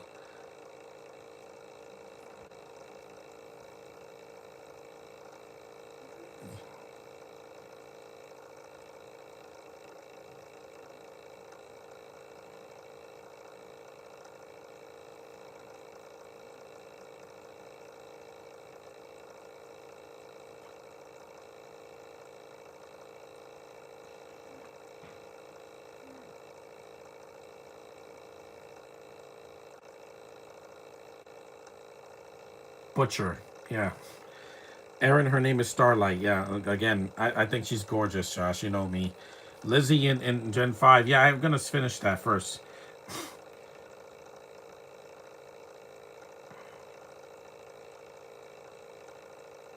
Invincible, yeah, Invincible. She wears pink as well, and I think she's adorable.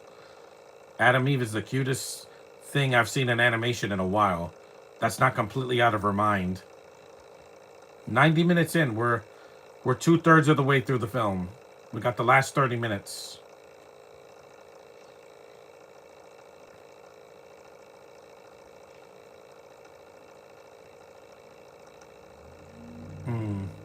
She's so bad ace, man. And I love her pants. They're nice.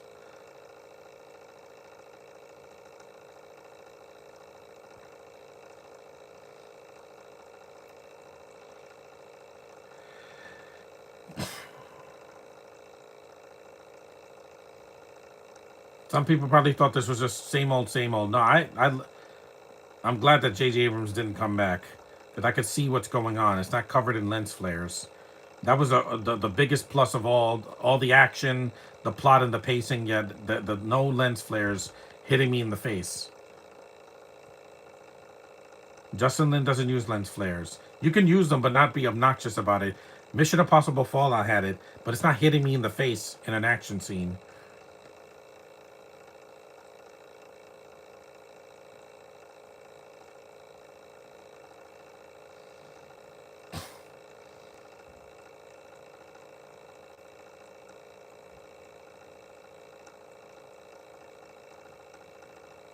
Look at that.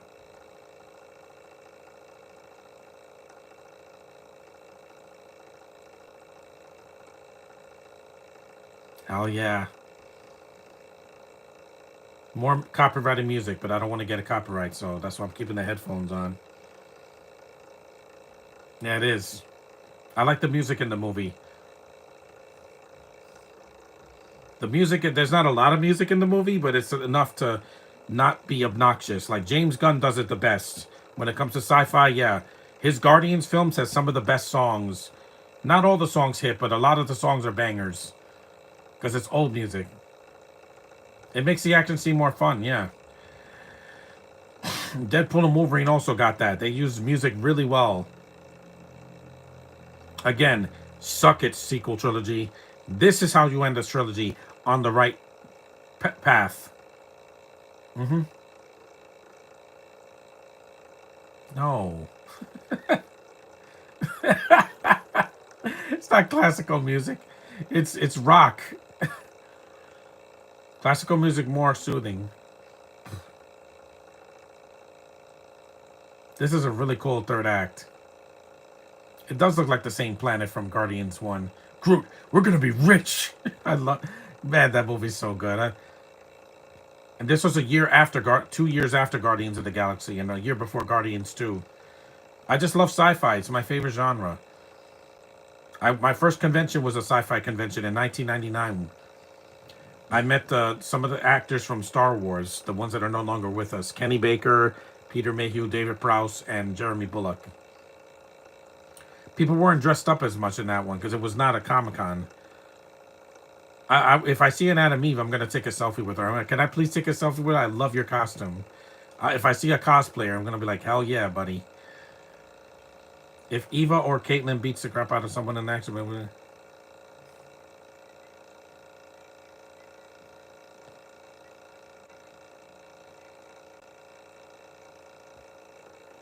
Jayla really is a cool character. They give her something to do. And the effects in this, fantastic. Did ILM do the effects in this movie? I don't know if they did, but they're really good special effects. I don't know. I can't read this because it's too dark. See how dark that is? It's hard to read that. But the special effects are really done.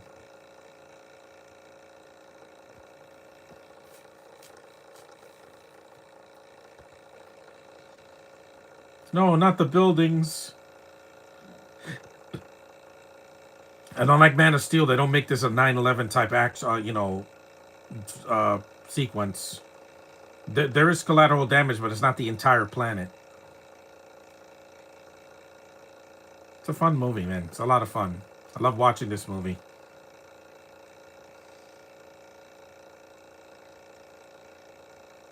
Yeah, the effects. That's why these effects are fantastic, because Industrial Light and Magic went all out. Again, why wasn't Rogue One like this? You idiots at Disney. Why wasn't Rogue One like this? Oh yeah, because we got to make it a drama. Yeah, kiss my fat grits. How dare you make a boring Star Wars spin-off with no opening crawl, a foreign cast that I don't care about, a downbeat ending. The old characters are just there, and I'm like, yeah, it was boring. This movie's fun. It's the same running time, and it's better. So suck it, Andor. I've wanted to say that for months. Yeah, because Disney doesn't know what they're doing with Star Wars anymore. That's why they failed with the Acolyte and with the last season of Star Wars: The Bad Batch, because they just want to throw everything in and see what sticks. No, you have to have a plan. With Star Trek, they waited a couple years to release this, and it was awesome. Da, da, da, da, da, da, da, da, da. They keep the music too.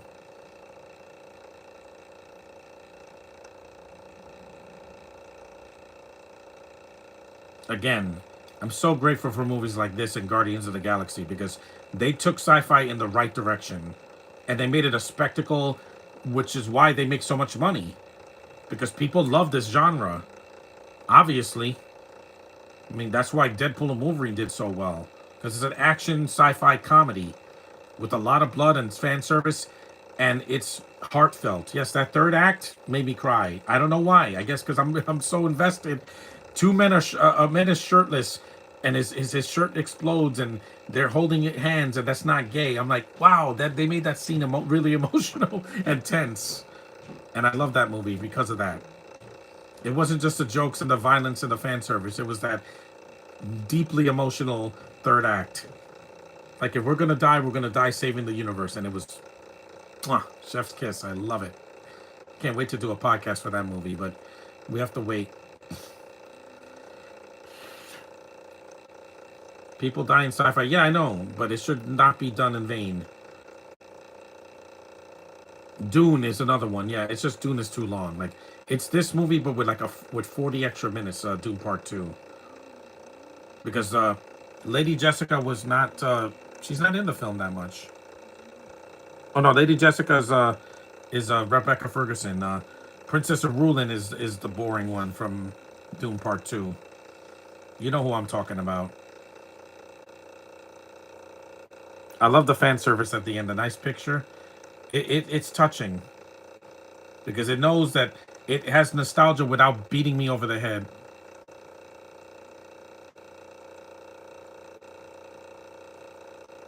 There he is.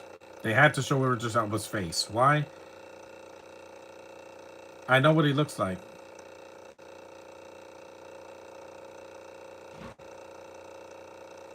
I know what he looks like. You don't have to see again. Thanks for showing me Idris Elba's face because I didn't need to know. I didn't need to know what he looked. I really needed to know what he looked like before he turned into an alien. No, we know what he looks like. Do you have to show an actor's face every time? No. Ben Schwartz, we never see his face as Sonic, or Colleen, or Keanu Reeves. They keep it in secret.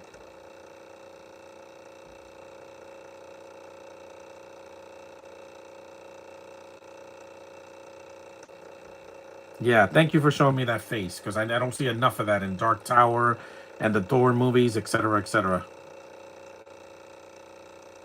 The frontier.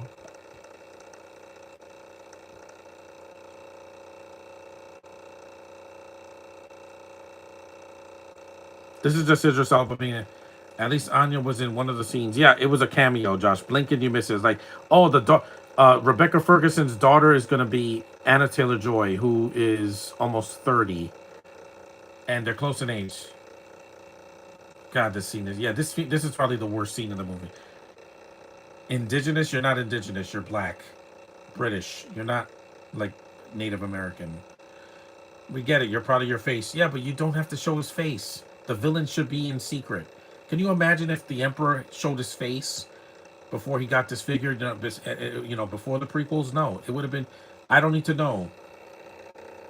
Yeah, Elba's just doing this. This is a Zoom call, guys. Come on. He's just like, I'm soulless and I'm just and overacting. I'm like, yeah, and I just, it's not a good backstory. It's like he looks bored because he was doing like 8 movies between this year and 2019. 100 minutes in. An hour and 40.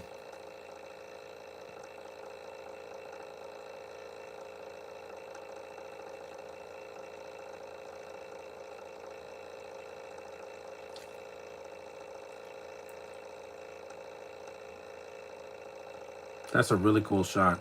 Yeah, that's the only scene in the movie that makes me cringe. They're trying to make the villain sympathetic. Yeah, I don't care. The villain's one of the weaker parts of the film. He looks good with his makeup, but man, he's just his motivation. Just where is it? I want the MacGuffin. That's it. Whoopee. Shadow had more screen presence than this guy, and he was a CG character.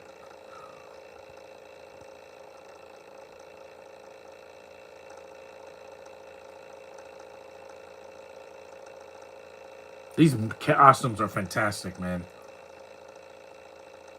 The makeup and the costumes are just grade A. No, I don't want to see the face of a villain. Here he is.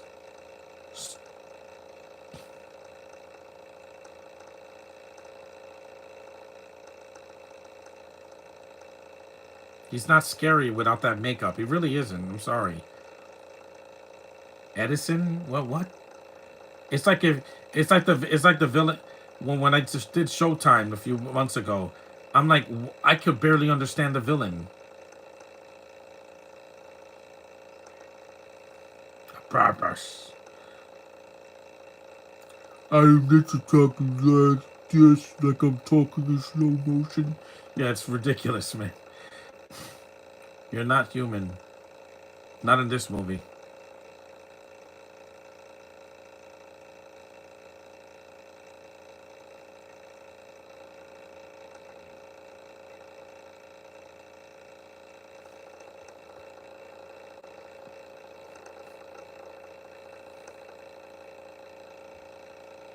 These movies are just not have the best villain track record. I don't want to see who's playing it. They never show Jayla's face. They never show Sofia Boutella's completely covered for the entire film. They never compromise what she look. I know what she looks like. There's a beautiful face under all that makeup. I know, because I know beauty. That's right, Spear. This fight is not as epic as it could have been. It's not as poor as the one with Spock and Khan in the last movie, but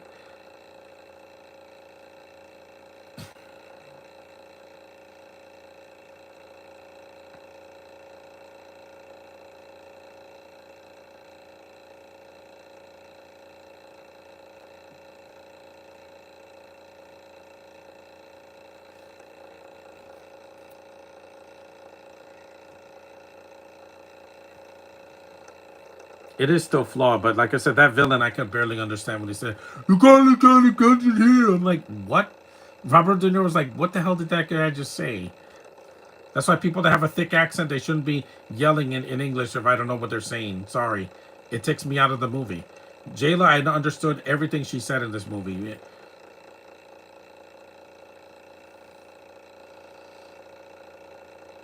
This is cool. It's like Inception a little bit, or Doctor Strange, which came out the same year as this. The everything being upside down and everything, defying gravity. That's awesome.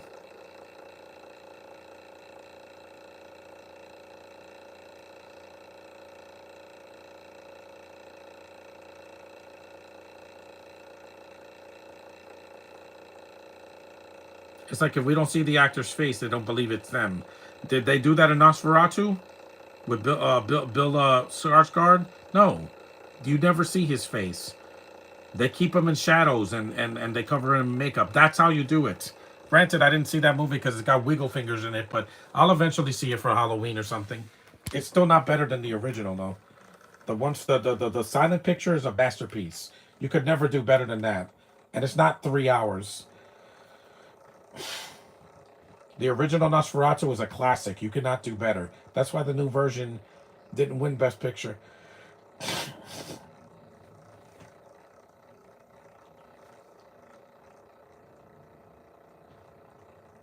That's a good line, man. Hell yeah, James. Tell him. You tell that man.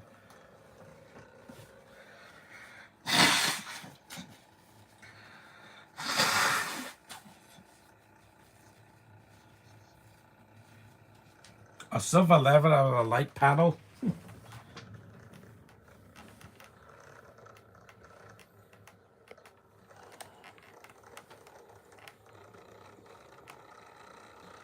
movies with sound, not silence.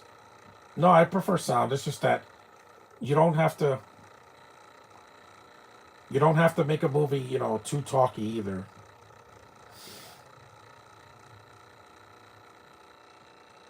It's just with Nosferatu, there's a lot of atmosphere. The 1920s version.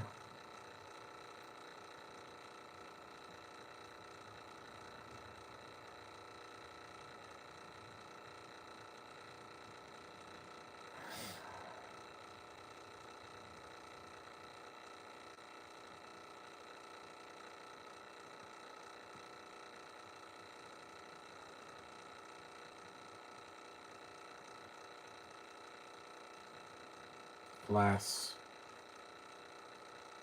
Look at my face. Yep, gotcha.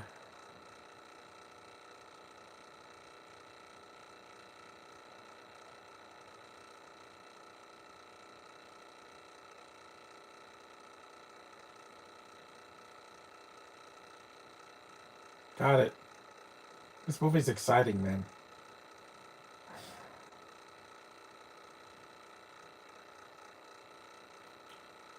Whoa.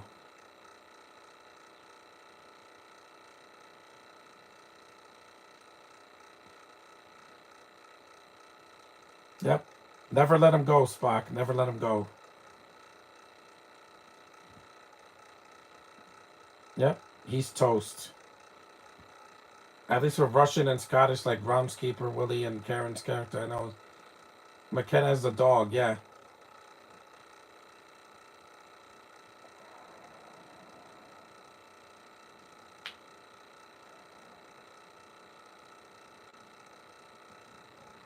See ya, buddy.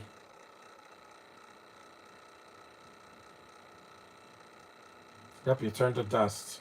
You are not worthy of that Starfleet symbol. Case closed, yep. And this is the fan service coming up. It's the best fan service you can do without show. Don't.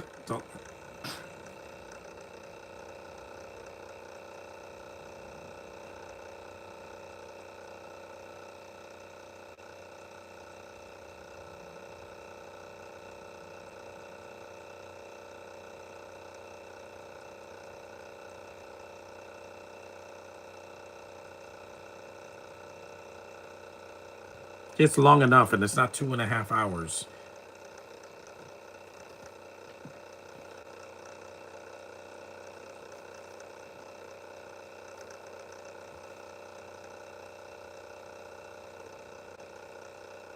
Hmm.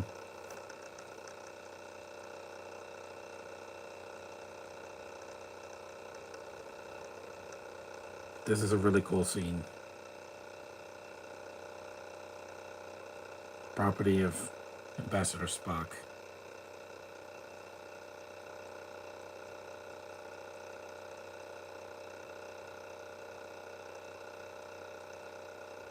Artifacts.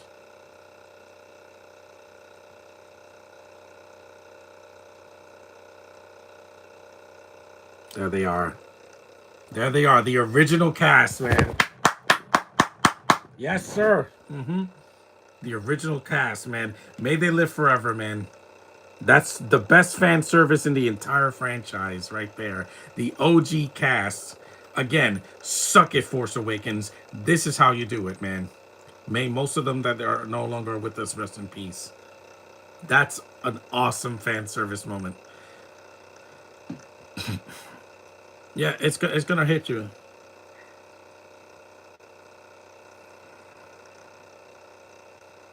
That's a bet. When I saw that, I smiled.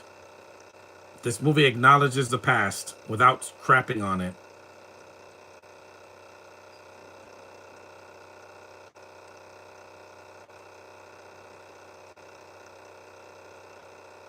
It has a good ending too. It's not downbeat.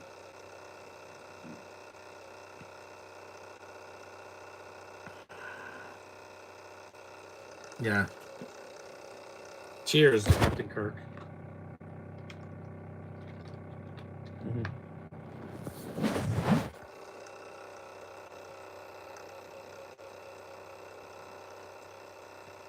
And this is a nice tribute because Anton Yelchin passed away, but they did not let his death go unnoticed.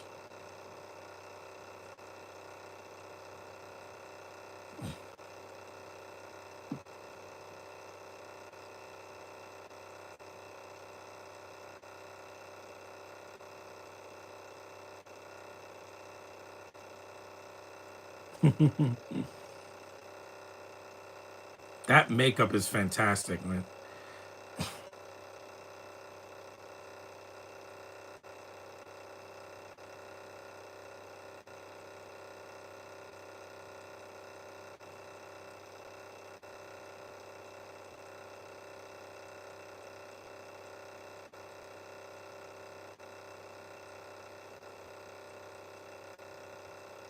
This was a cool character. I'm glad they used her. I wish they could have. I wish that she was in more, man.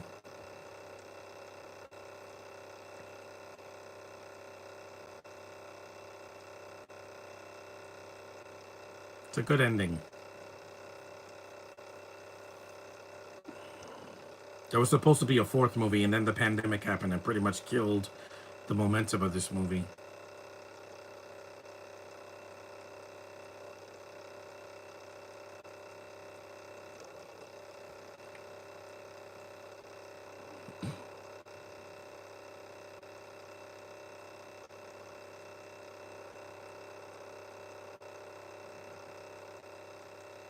The three main guys of the movie. Yep, someday we're gonna be back in space, Josh. Real soon. Da, da. They repair the ship. Da, da, da, da.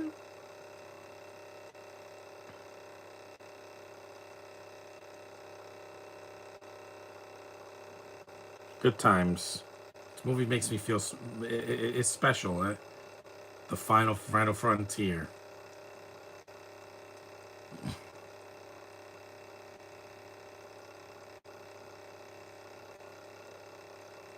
Stranger Worlds, that was another one. But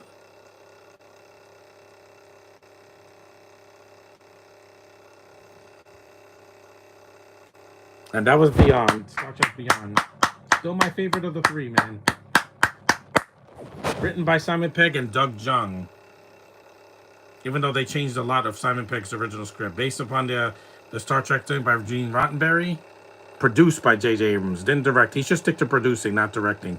Or see, yeah, he produced it as well. Kurtzman did not, because he was doing that terrible mummy movie that nobody cared about. I'm seeing the ending credit because it's an hour and 50 some minutes. See, that's how long some movies should be. Not 2.5 hours, not 2 hours and 40, not 3. Under 2 hours works for me sometimes. It's a fun movie, man. Edited by a Japanese person. The editing was really well done. Michael Giacchino. I want to see the nice tribute to these two. Visual effects supervisor Peter Chiang. It's a really, really fun movie. The makeup effects, Oscar worthy. They deserve it. That person that did the makeup deserves all the praise in the world. John Cho, Simon Pegg. I'll miss these actors playing these roles. Chris Pine. I still prefer him over Zachary Quinto. Zoe Saldana with the E accent mark. Carl Urban. Anton Yelchin. And Idris Elba. Sophia Boutella, she is great. Lydia Wilson. No Alice Eve, thank God, because you don't need her here. This movie already had enough character moments. Here we go. And Bad Robot production.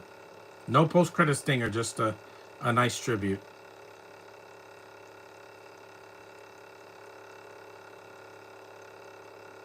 A Justin Lin film. Yeah, I definitely felt it here. His energy is definitely in this production.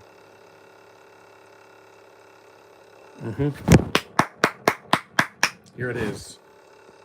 Here's the touching memory. In loving memory of Leonard Nimoy. Rest in peace, Leonard Nimoy. We miss you, man. And Anton Yelchin. For Anton, Peace, man. I hope you're in a better place, the two of you, because you will never be forgotten. Yeah, they did the same thing for the late Paul Walker when he died in Furious 7. They said for Paul, they should have stopped there. This ended, and I was fine with it. I would have liked the fourth film, but with a new cast would have been nice. But anyway, guys, that was Star Trek Beyond. Still love this movie. Still my favorite of the three, without a doubt. So thanks for watching. Acknowledge me, and I'll see you guys tomorrow. I'll be doing Godzilla versus Monster Zero, which is much shorter than this, so it won't be as long. But thanks for watching. Have a good Mother's Day. See ya.